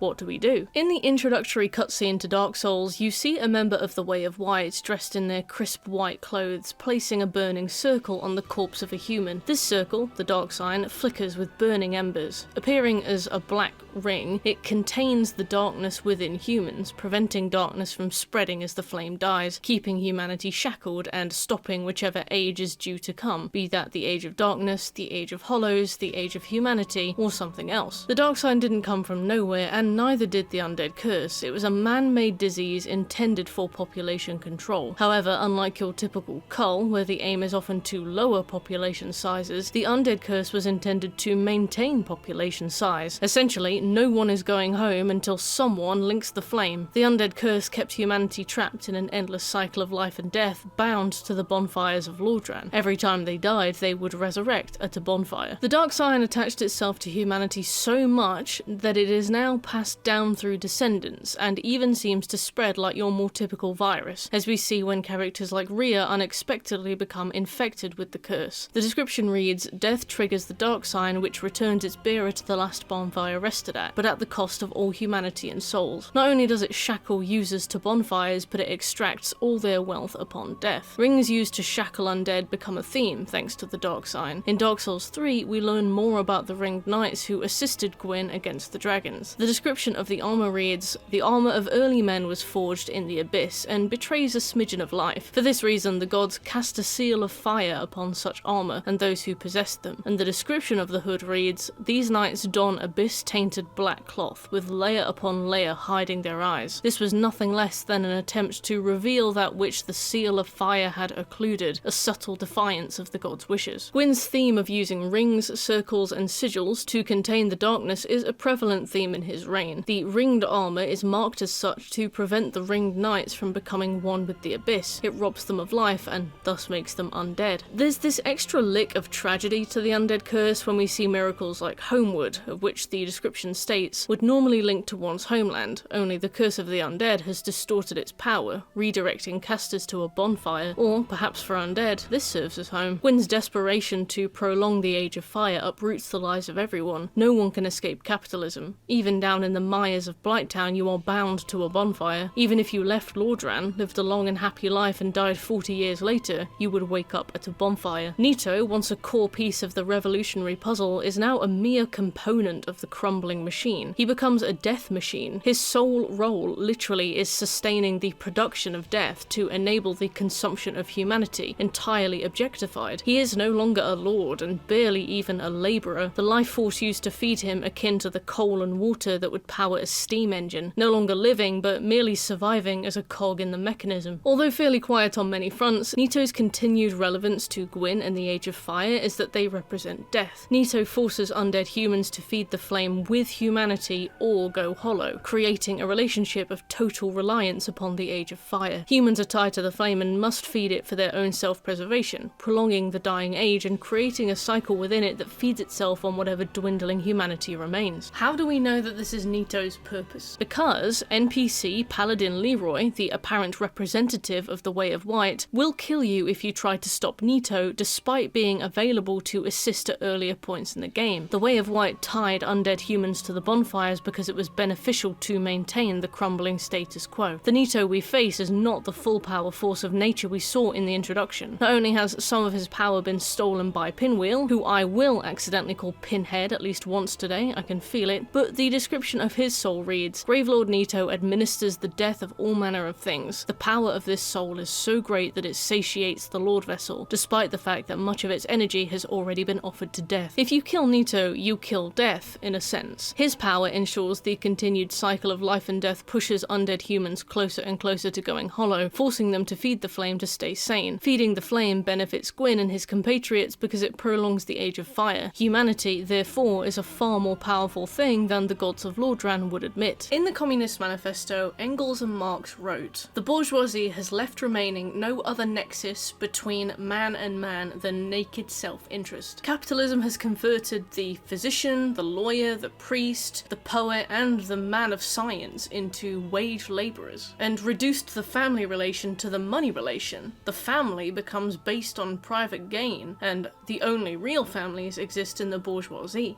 All of these statements are reflected in Dark Souls, particularly that of family. The only present family we see is Pinwheel, destroyed by the fallout of the Undead Curse, and widely considered to be the monstrous fusing of three bodies, father, mother, and son, in a desperate bit of necromancy. Pinwheel is all we have of the standard present-day family, a monstrous fusing of individuals. On the other hand, the family of Gwyn is alive and mostly well, able to bear children, able to decide whether to stay or leave, able to live comfortably enough so as not to go insane, and to enjoy relative isolated peace and quiet away from the Undead Curse and its carriers, to which they are immune. The collapse of the economy of souls and the insurgence of the Undead Curse totally flattened the playing field. No longer is there any need for a physician or lawyer in a world where death is totally nullified. The world is too dangerous for the priest and the poet. Everyone who is left is a warrior first, either to preserve their own life, hold their own in Lordran's skeletal remains, or to grow, amass souls, and head to the kiln of the first flame to continue the Age of Fire as kindling. All undead have either become hollow mad husks, driven insane by the cycle of life and death, neutral bags of souls sitting around to be killed and collected, or the progenitor of the next stage of the Age of Fire. The first industry Gwyn created was the industry of war, and now it will be the last. The undead themselves have become the means of production.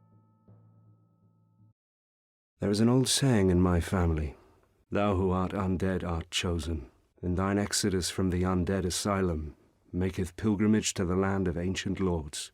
When thou ringeth the bell of awakening, the fate of the undead thou shalt know." In the preface to Political Economy, Marx wrote, "Mythology is sometimes so deeply rooted that we presuppose it in art. Art is connected with the fact that the social conditions in which it arose, and in which it alone could arise, can never occur again. If I saw a drawing featuring a big red apple, I might assume that it represents sin, depending on context. A woman whose hair looks like a nest of writhing snakes might strike me as a tragic figure before I understand any more about her. And if I drafted a D&D campaign, would my inevitable labyrinth session have a monster in it, or a world with a pantheon of chaotic gods? Would an afterlife be a binary, eternal place of suffering or eternal place of perfection? Oftentimes we write what we know, what we have been taught, collectively and culturally, and this is an unconscious process. It would be like, what? The villain that whispers temptations into the main character's ear is just a man who likes snakes. He just has one curled across his shoulders all the time. Lucifer is a very common name. There's nothing to read into this. Snakes are just cool, and they're the perfect accompaniment for leading people into sin. It's got nothing to do with the Bible. It's got nothing to do with religion. We always seem to be most ignorant to the fact by the stuff that informs us is inseparable from how we grew up, our values and our passive and active education. So if you were to write a bit of propaganda, a statement if you will, to try and tempt the undead to help link the flame, what might you do? In Das Kapital, Marx observed that propaganda includes elements that appeal to subordinate classes, i.e. propaganda is ineffective unless it speaks to the class it's directed at. To coin some super modern day examples, it'll either be like really relatable, like the Daily Mail, which caters to a 10 to 11-year-old reading age and fills the spaces with light bits of celebrity gossip and funny local stories, or aspirational, like Call of Duty, which implies military service will eventually lead to individual stories of heroism and last-minute world saves and plot armor. No, I still don't have personal decorator, but I am getting there. A prophecy can't be relatable, delivered with the cadence of a Snapchat news bulletin, so it needs to be aspirational. Those who are undead are chosen, it states, suggesting that the curse placed upon them, pushing them into madness, is actually a sign that they are all individually chosen, a contradiction challenged by the presence of other chosen undead you meet along the way, and the fact that every lord will try to kill you without even asking your name. Gwendolyn is my favourite example of this. Judging by the fact that he is the only character in the game to speak in early modern English, words like thee and thou, it's likely he or someone in his cohort wrote the prophecy in the first place. Yet if you stumble into his quarters totally by accident, he will attack you on the spot and you will be forced to kill him in self-defense. If he he, of all people, knows an undead entering his quarters at this hour, this late in the timeline, is likely following the prophecy, why does he approach the situation like you're a rat in his kitchen, a pest needing extermination? Because you're not chosen, you're manipulated, and Gwendolyn is likely fully aware that, even if you do go hollow in the process of dying to him, another undead will eventually take your place and may be polite enough to leave him alone. Collect souls and become powerful, yes, but not my soul. Again, he relies on the generosity of others as justification for not being generous himself. Next, in thine exodus from the undead asylum, make pilgrimage to the land of ancient lords. This part of the prophecy is fantastic in all the worst ways because it does a ton of reframing, and in your time at the asylum, which may have been decades if not more, you will be more malleable to having memories reframed. To understand the undead asylum, we need to understand the process of hollowing. I've mentioned this a few times in passing already, and you'll understand it if you've played the game, but to be clear, an undead human will die and respawn at bonfires until the end of time due to the nature of the Undead Curse. However, their humanity will slowly drain away. This is likely due to the fact that you can feed humanity to bonfires. Feeding humanity to the bonfires sustains the fire a bit at a time, so it's not a leap to assume that dying and respawning at the bonfire slowly saps your humanity in a similar way. When humanity is entirely drained from the undead, they return to the physical state they were in before the furtive pygmy found the dark soul, before humanity lived in the body of every living human, before their shred of divinity gave them life and power. They become hollow, a process that looks extremely upsetting. We see characters struggling with their humanity across the course of the game. We find a merchant atop Sen's fortress trying to remember how to count to 10 and getting very upset when he begins to realise that he's losing these basic functions. It's a slow process that the victim is fully aware of the entire time, leaving them increasingly vulnerable in a hostile world as they die and respawn infinitely. Again, this is intentionally dehumanizing, and we learn more about this in Dark Souls 2, where the effects of hollowing are further explored. It is the loss of self, manifesting as the loss of memory and identity. The more you die, the more you are beaten down by the system, the more you are dehumanized, and eventually you have no power to resist the ruling system. Capitalism does much of the same in dehumanizing us, making us working pawns in the corporate world whilst stifling individuality and our appetite for revolution. The smidgen of hope provided by the prophecy is entirely intentional, much like how bonuses are held at arm's length for employees willing to go above and beyond. Some hollows are docile enough, especially the hollows we find down on the banks of the flooded city of New Londo, which seem content to just lie around. Most hollows are extremely volatile and dangerous, and will make up the bulk of the enemies you encounter throughout the story. At some point in the timeline, many almost hollow and hollow undead were rounded up and sent to an isolated structure called the Northern Asylum, left to wait for the literal end of the world or the linking of the flame, whatever comes first. The Northern Asylum is a place of hopeless misery, every cell full, the dank, candlelit corridors littered with crying, wailing corpses patrolled by one massive Northern Asylum demon who holds the key to your escape. In thine exodus from the Northern Asylum, amidst the very key detail that you never asked to be there in the first place, my exodus? My religious departure? You mean my escape from wrongful imprisonment? The prophecy is loaded with religious language that implies a heroic journey. Make pilgrimage to the land of ancient lords is also not so much a request as it is an order. The big bird that picks you up will drop you off directly in Lordran regardless of where you came from, if you even remember where you came from, without so much as a welcome package. So your only option once your feet touch the ground is to begin making your way through it. Also, ancient lords is an interesting choice of phrase, implying the longevity beyond written history. Most estimate the age of fire to just be like a few thousand years. The lords are still here, they're present-day lords, but their description conflates them with the mythology of the ancient dragons, implying a similar status of legend and placing them on a pedestal. After 100 years of sitting around in the Northern Asylum, I think a prophecy like this would sound interesting enough to anyone. What better way to spur a lowly peasant into action, for free, than by filling their head with ideas that they alone are the special chosen selected for this once-in-a-lifetime journey of legends. Maybe the gods will be kind enough to let you remain in the history books this time.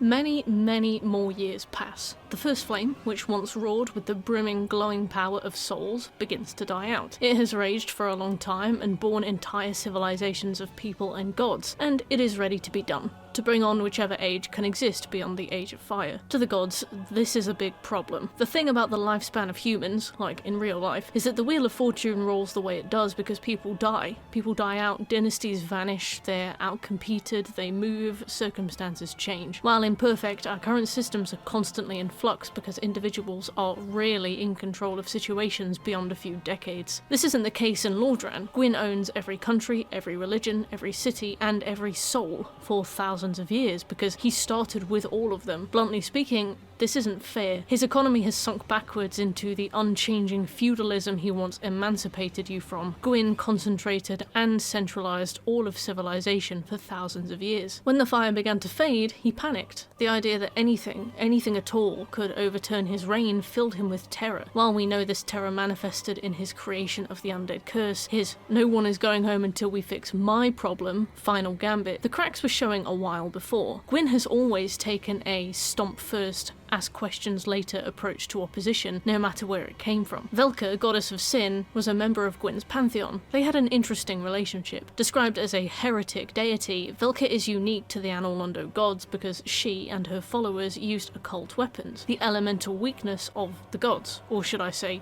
the god. We are told this over and over, that occult elemental weapons are especially effective against gods. You take that as gospel, truth, and the Dark Ember, which is used to create occult weapons, is hidden in a place no one would ever find it, locked away from society. Only if you try to use occult weapons on Nito, Izalith, Seath, or the Four Kings, you'll find that they're not actually super effective on those gods at all. In fact, the only person weak to occult damage is Gwyn. This in-game rumour about the effectiveness of occult weapons is a direct result of Gwyn's paranoia and overzealousness in stamping out any threat to him. Maybe the other gods believed it themselves, and maybe they still do. Velka manages the punishment of those who betray their fellows and their covenants, keeping their identities and her Book of Sinners to be hunted by the Blades of the Dark Moon, and she manages the human pardoners who absolve sin, in exchange for a small fee, of course. Velka is represented by ravens, and is likely responsible for the raven that snatches you from the Northern Asylum. Despite her direct involvement, she is never seen in the game, operating entirely from the shadows. And that fact becomes increasingly bizarre the more you realise how involved she is in present-day Lordran. Like, we see that she works with Gwyndolin because his Dark Moon Blade Covenant specifically pursues the people she writes about in her Book of Sinners. Like, she is feet on the ground involved. Despite her working well with her fellow gods, it is abundantly clear that Gwyn tried hard to keep her under control.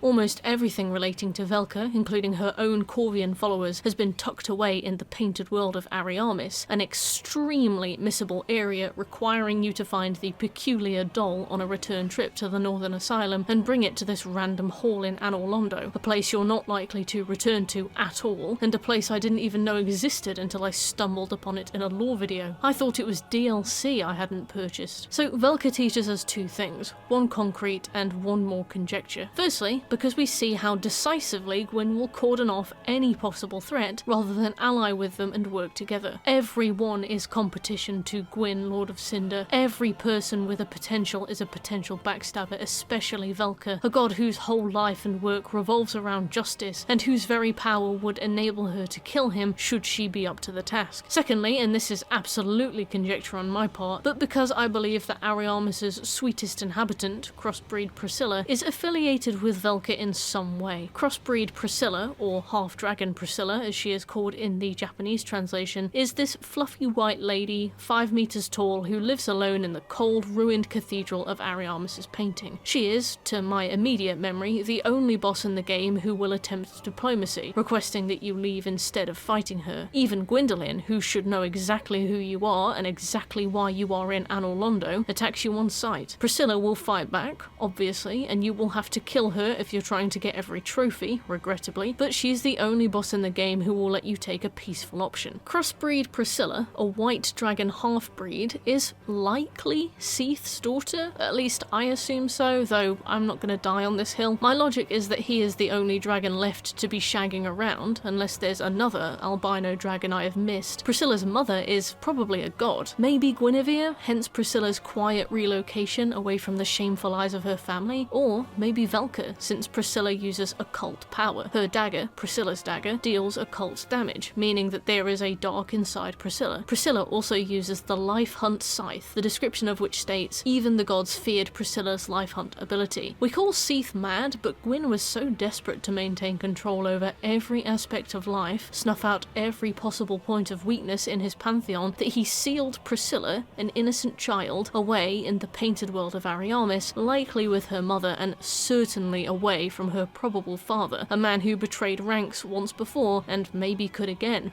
And, as we learn, he had plenty of reason to.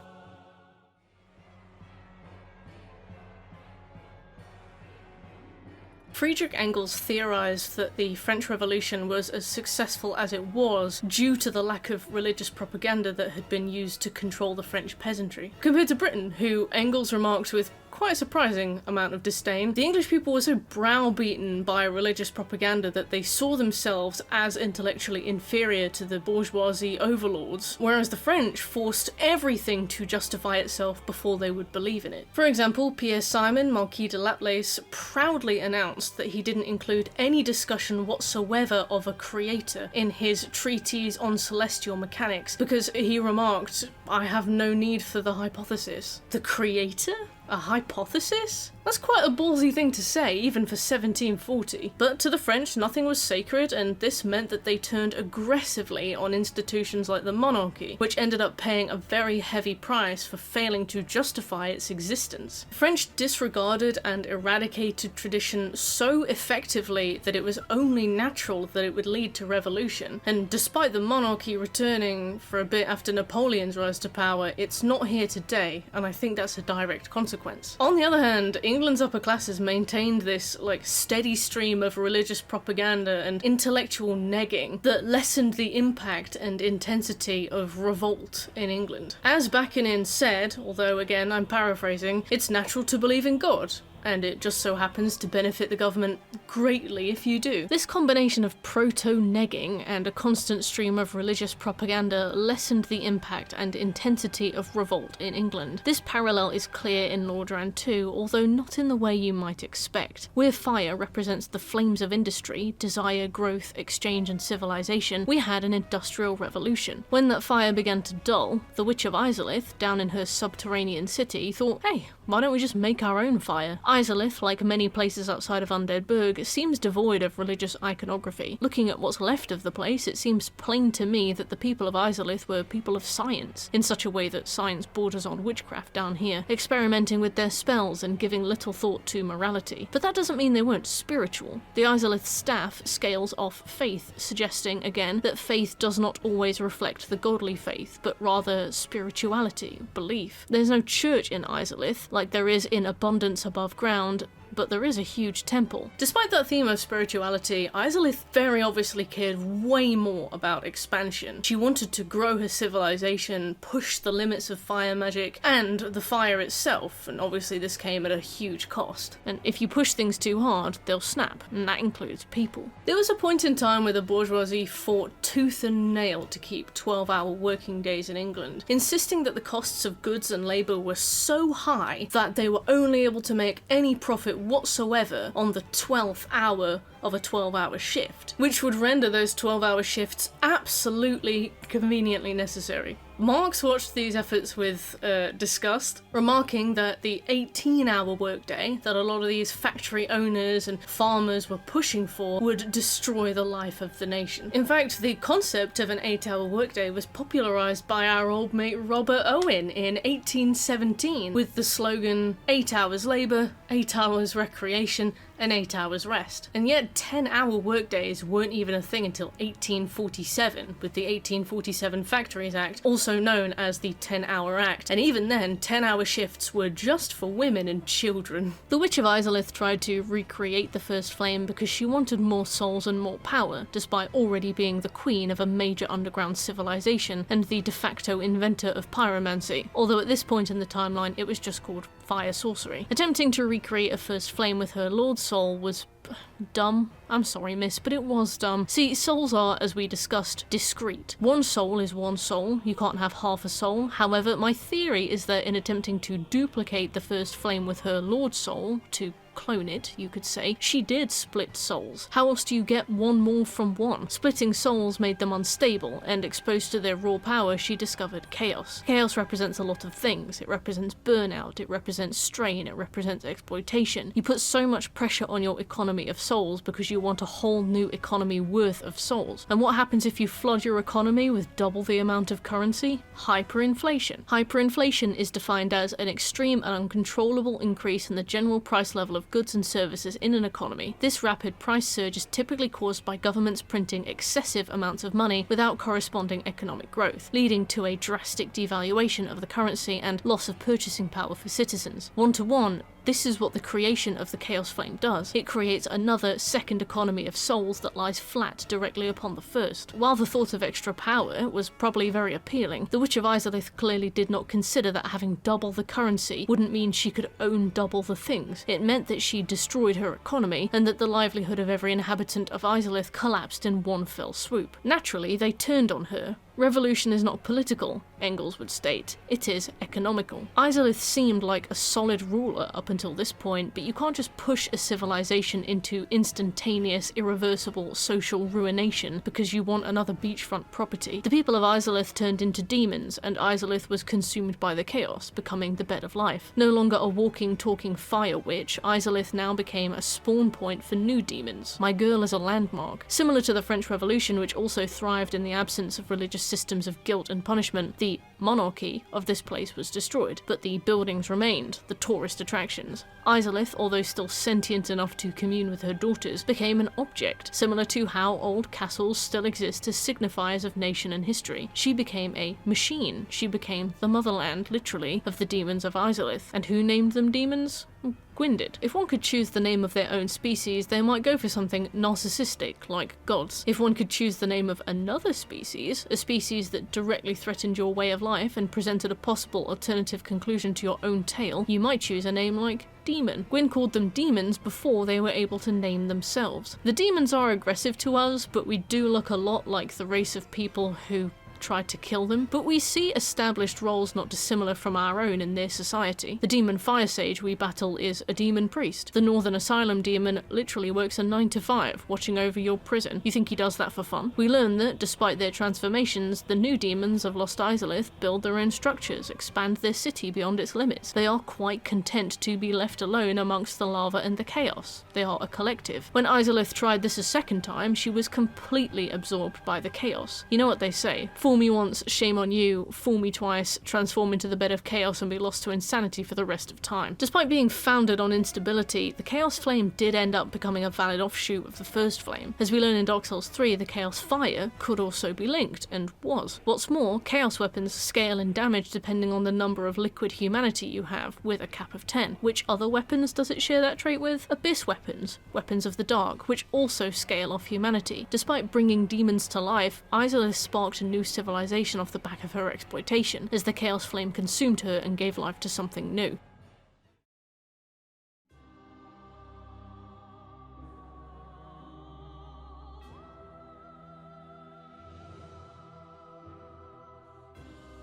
During the peak of the Age of Fire, old friend of Gwyn's and high-ranking Bishop of the Way of White Havel, known as Havel the Rock, attempted to overthrow the gods, or so we think. One interpretation suggests that Havel held quite a long-standing grudge against Seath, who returned fire by framing Havel for a coup and getting him locked away, but again, that's down to interpretation. For the sake of argument, we'll go with the first and simplest conclusion, that Havel the Bishop was disillusioned with the way Gwyn ran things. He hated Seath and the dragons, and he hated how Gwyn had allied with Seath and rewarded him with a divine soul. He hated the way humans were being treated, as a bishop he likely lived among them, and he staged a coup. Havel, having an occult weapon, the weapon of Velka, likely implies he thinks the law should apply equally even to Gwyn himself.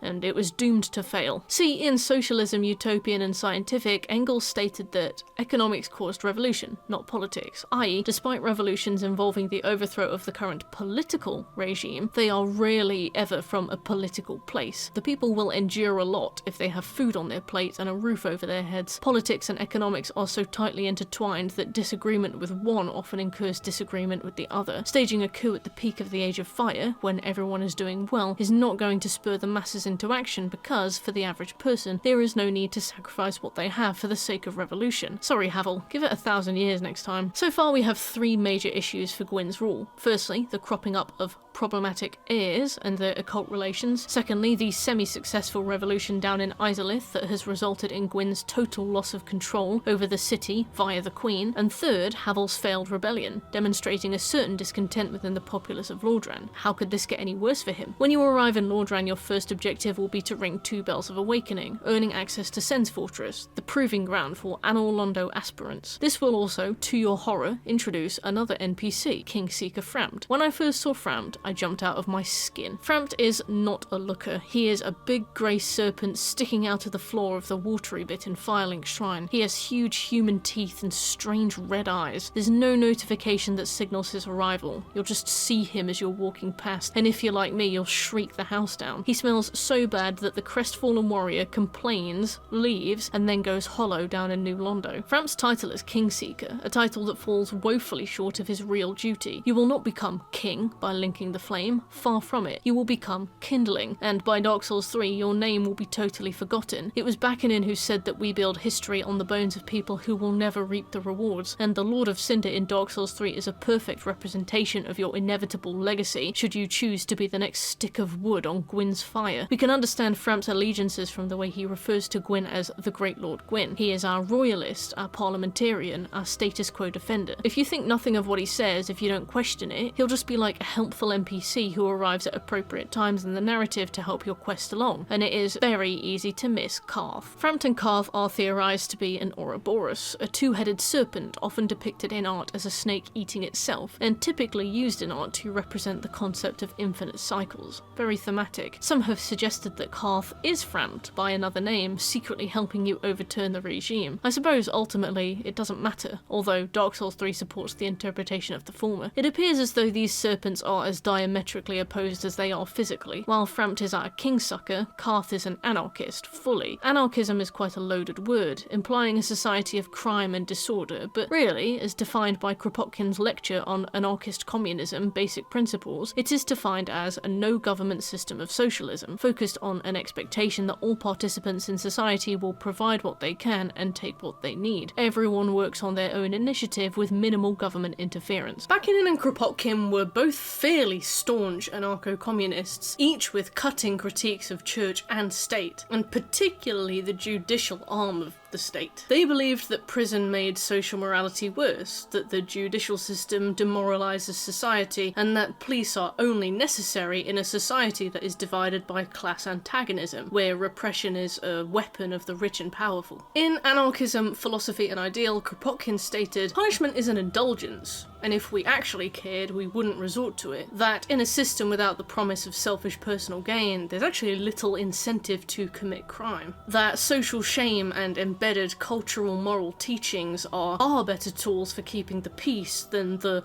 law of the cudgel. Kropotkin remarked, public morality has nothing to do with law and religion. Non-religious communities are still moral, and social and moral habits are as old as society. Now, you can debate these two all you like on their particular beliefs. Like, I personally don't think I'm convinced, and occasionally I find their opinions to be so anarchical that they end up veering high enough on the horseshoe to basically become, like, paradoxically individualistic again. But what's important about these two people is that where Marx and Engels awkwardly shuffled around the idea of how a better society would look, these two anarcho-communists just went all in. They theorized, they made their cases, and they shared their ideas on how the future should look. Karth can be found only if you kill the major boss, the Four Kings, before placing an item called the Lord Vessel, which is earned at roughly the halfway point of the game. Since the NPC Ingrid won't give you the key to the seal until you have the Lord Vessel, you either need to grab the Lord Vessel and go straight to the Four Kings before you place it, or you just kill Ingrid for it as a reward for his centuries of selfless duty. Once you have killed the Four Kings in their abyssal palace, Karth will spawn. He will explain that Gwyn betrayed man. When Gwyn realised that the Age of Man was coming and that a Dark Lord would be found amongst your number, he sacrificed himself to link the fire, commanded his children to shepherd the humans, and blurred your past to prevent the birth of the Dark Lord. If you've played the game without spoilers so far, this will likely be quite a revelation. You'll know from the opening that there was a furtive pygmy, so easily forgotten, but this will be the first time you hear firsthand from a powerful figure that your place as an undead is part of an elaborate betrayal spanning thousands of years, that your suffering occurs because Gwyn did not want to give up his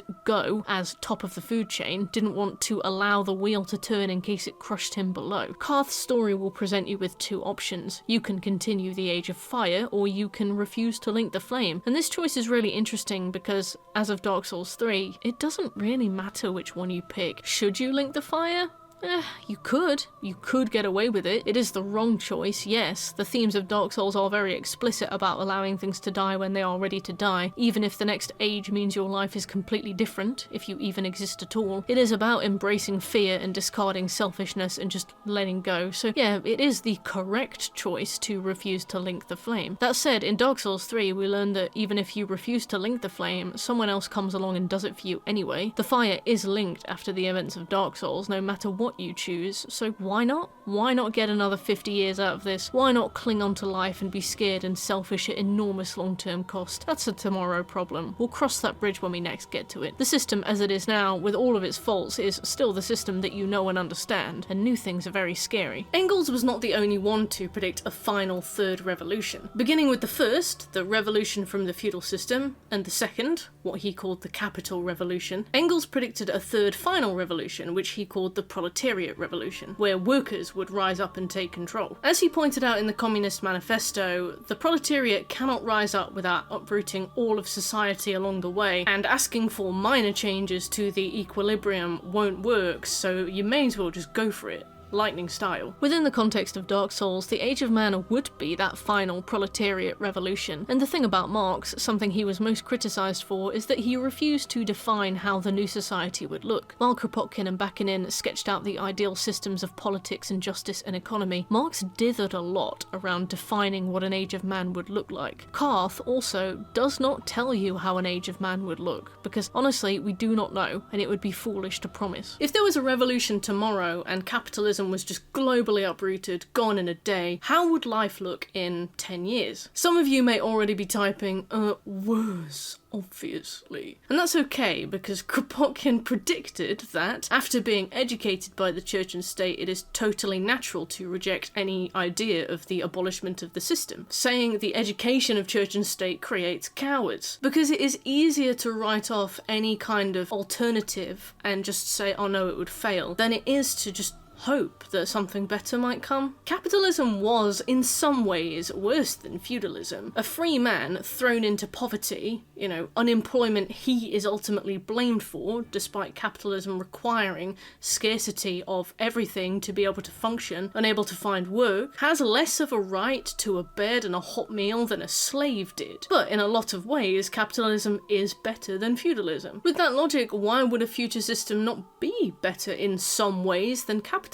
It might be worse in some ways. You might not get access to drop shipping, same day delivery, you might not get access to 200 incrementally different models of phone to choose from, but things could maybe be better in other ways, in ways you didn't even know you had the right to ask for. Because we're shareholders in capitalism in a way, like we all have things under the system that we don't want to lose. In the same way Gwyn has tried to shepherd the undead into believing they are stakeholders in this society by trickling down his souls, but as you'll note, the lion's share remains at the top. Karth, like Marx, advocates for a dream. Karth, like Marx, has no way of assuring you how it will look on the other side, but Karth, like Marx, knows that every age has its time, and that it is better to embrace change than it is to cling desperately to what we have. So when Marx makes sweeping, impossible statements like every proposed social reform should be utopian until the war against capitalism is over, he is essentially saying, hope for the best, because without hope of better, you will never have the strength to change for the better.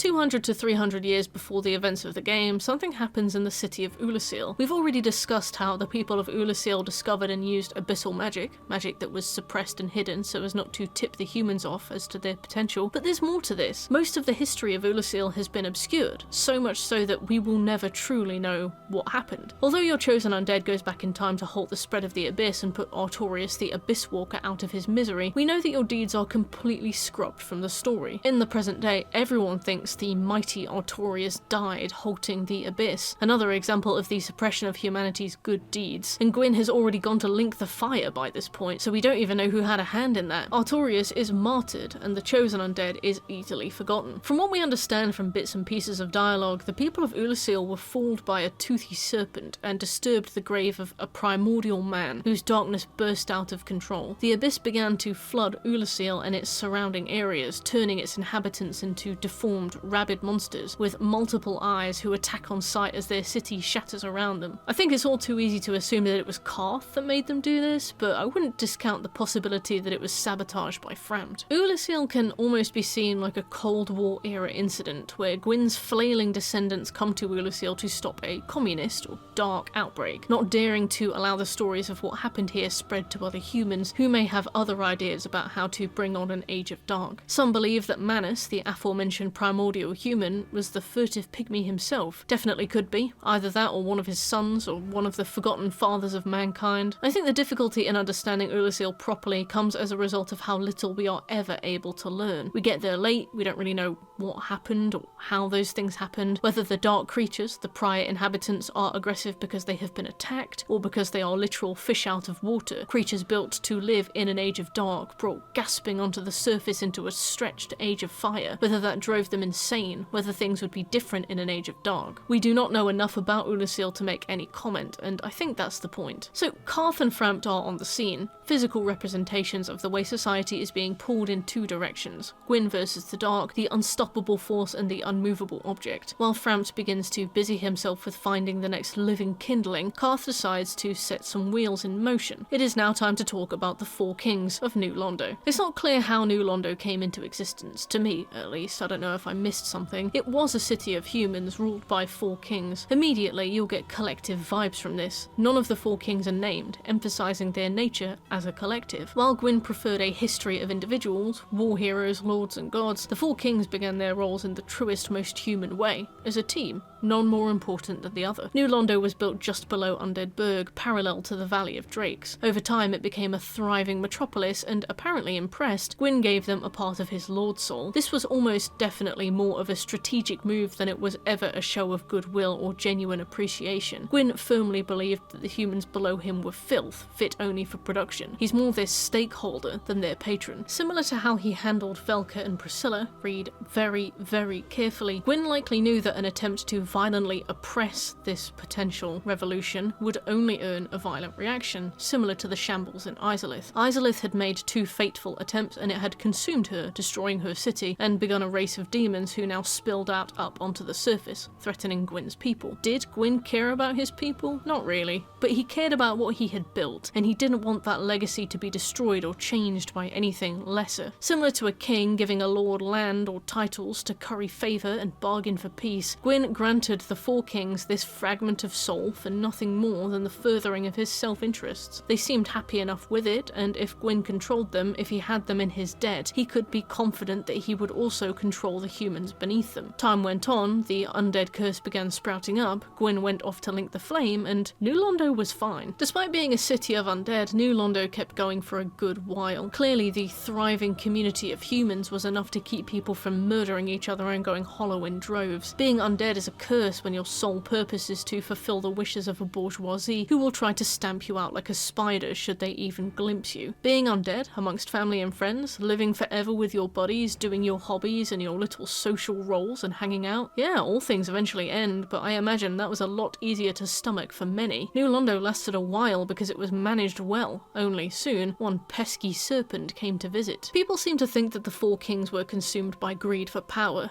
Maybe they were, I don't know, I wasn't there. But personally, I do not think they were. Any person so consumed by greed as to betray the Age of Fire likely would be the kind of person who would prefer to rule alone. I feel like a truly selfish human king would have ratted out his cohorts to Gwyn when they first began conspiring alongside Karth, maybe hoping they'd be rewarded with more Lord Salt fragments, maybe their own second, bigger Duke's Archive, or planning permission to knock the outer wall down and get a bit more sunlight in on the civilization of New Londo. That city's bone health must have been tragic. Their Lord Souls suggest they had great foresight, implying wisdom. New Londo, under the rule of the kings, seemed like a place of learning, and it was apparently the greatest human city. We can glean this from the description of the Key to the Seal, which described New Londo as having a robust culture. The Dark Wraiths wore armor reminiscent of the Ringed City Knights, suggesting a deep connection to their cultural past, even if those knights had been excluded from history. Somehow, records were being kept, or Karth was doing more than just conspiring. He may well have given the people of New Londo their cultural identity back. Combining the collective nature of the Four Kings with the fact that Karth had been nothing but transparent about his lack of knowledge about how an Age of Man would look, instead tells a story to me of a team of kings who looked at how things were going downhill, saw that things would never again go uphill, understood that things like this were going downhill because the Age of Fire had to end, regardless of Gwyn's wishes, and likely decided it was best to grab the bull by its horns and do the best they could with that situation. And why tell Gwyn? He'd only kill them or seal them in some random watchtower or painting. He burned Ulasil down when he failed to contain the spread of the dark there. Gwyn had shown his stripes time and time again, so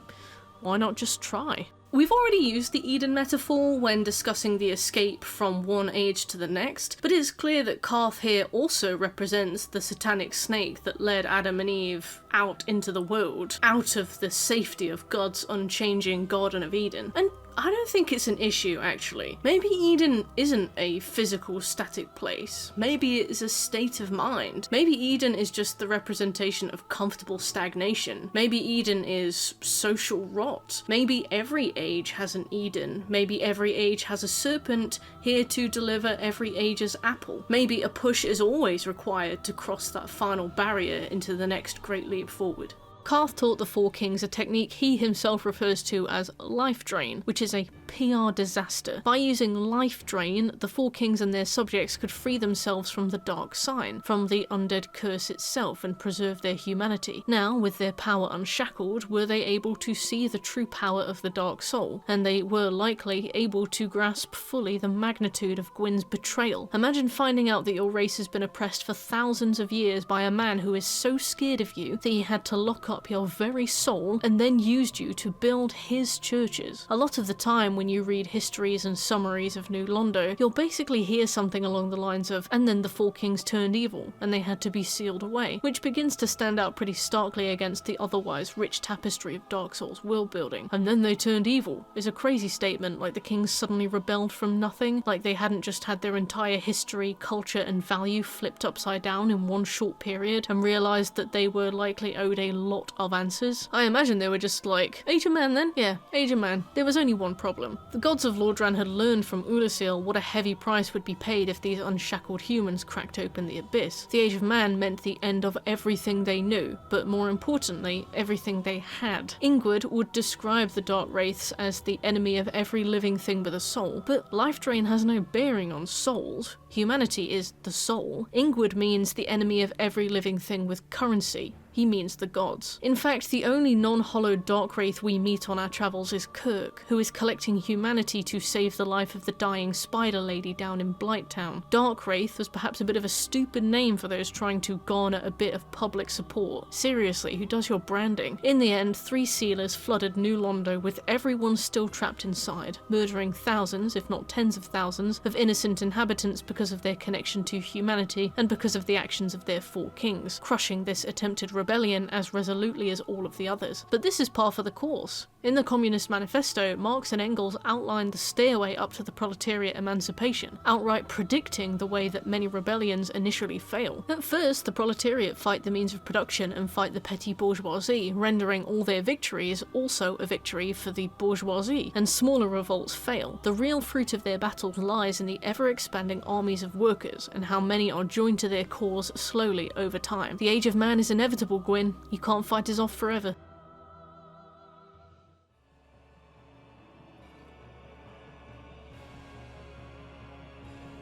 Fournier observed that a civilization's overall emancipation could be determined by the state of the emancipation of the women in that civilization, since they typically trail behind in terms of political rights. If we were to use this to determine the current emancipation of the people of Lordran, it's gonna look rough across the board. Priscilla and Velka are locked away in a painting. Two birds in a cage. That's not great. The undead merchant lady's doing alright, about as alright as you can be, so that's reasonably equal down in Undead Burg. The Daughters of Chaos are twisted beyond recognition, but they're in trouble they started with power they owned in a city they run, so that's going about as well as anything else. Our most interesting case study is actually to be found in Anor Londo, and it begins with Gwendolyn. Gwendolyn's position in history is unfortunately nowhere near as cute as he is. Engels remarked that when the original feudal barons all killed each other, their inexperienced successors walked in, jacked up all the rent and turfed out all the local farmers, and this blew up in their faces. It's because they didn't have any experience, they didn't know how to balance things, they didn't know what they were doing. Gwendolyn is that same Nepo hire, the CEO's son, the guy who hops in after all the hard work has been done and doubles down on the exploitation. He pioneers the prophecy of the chosen undead, exploits Velka's righteous judgment while locking away everything she holds dear in the painting of Ariamis, and he essentially pimps out his sister, which is wild. And let me explain that one. Marx and Engels wrote that bourgeoisie wives are communal property. It's unknown why Guinevere, Princess of Sunlight, fled the shining city of Anor Londo, but I would wager it had something to do with the fact that her father Gwyn allowed Mad Dragon Seath to experiment on all of her handmaids, likely her friends. Guinevere's handmaids were kidnapped and warped into eternally suffering monsters, and Gwyn finds that tolerable enough. For what?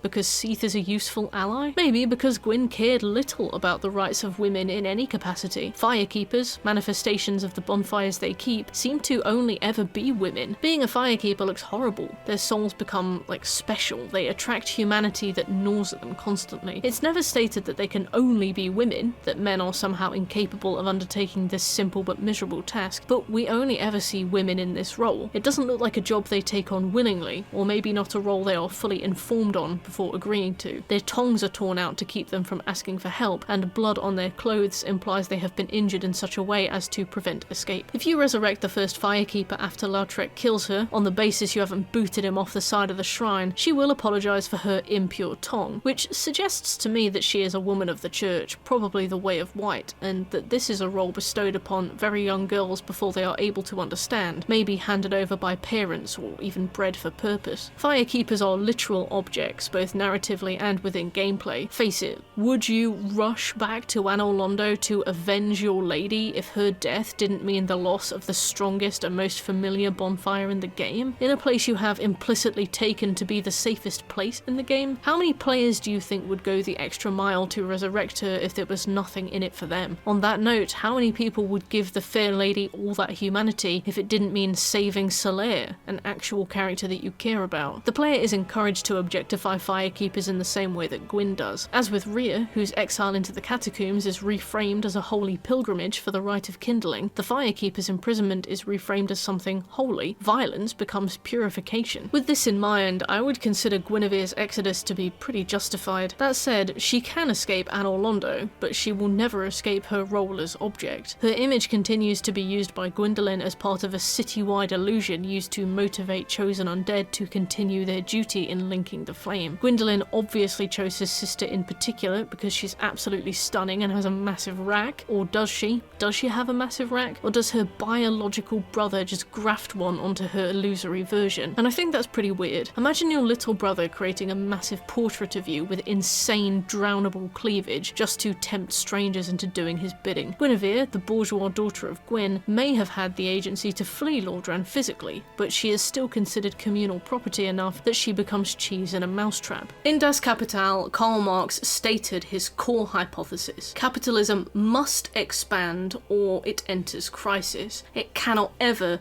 maintain. As productive forces outgrow a bourgeoisie society too narrow to comprise the wealth, you can kick the can down the road by growing your market geographically, spreading the Undead Curse to Berenike, Astora, Thorolund, and Katarina. They all eventually saw the spread, lightening the load on Lordran, but only spreading the issue wider to fester across more space. Alternatively, you can crunch down hard on what you have, politely requesting the state to remodel that structure. A structure that serves them very nicely will not pan out. For Filling the holes with aid just mitigates the struggle for existence with charity, a band-aid solution to a deteriorating issue. You can give humanity to the fair lady all day to cure her poison, but she will never return to full health, and the people of Blighttown will never be cured. Rather, Blighttown will grow. It has to, because the gods cannot imagine a system in which they do not expand. In capitalism, crisis is not only inevitable but recurring. Engels and Marx both observed crises happening roughly every 10 years since 1825. Crisis is only really a crisis for the people at the bottom, as those at the top are able to buy up assets and accrue better talent for cheaper in a phenomenon called shock doctrine. Gwyn's self-sacrifice occurred because the idea of giving anything to the human masses below his feet was a worse idea than dying. At least this way the gods would keep their power. There's this old philosopher called George Wilhelm Friedrich Hegel,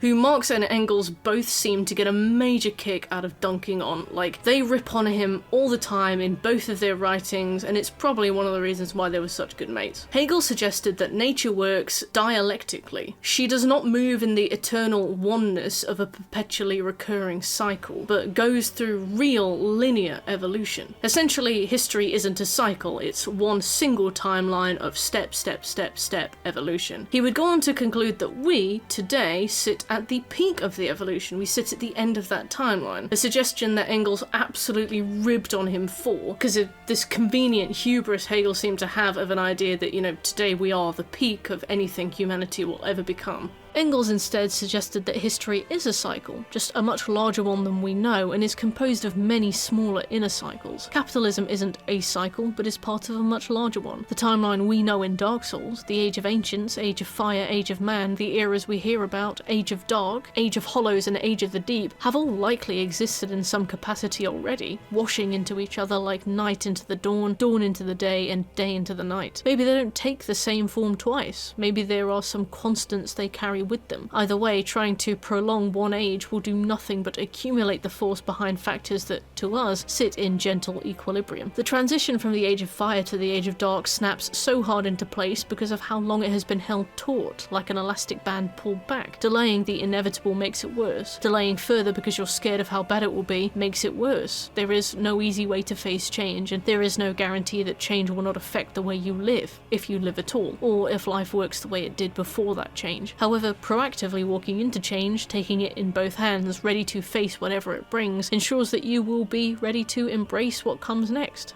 be that the dark, the deep, or the embers of a kindling flame.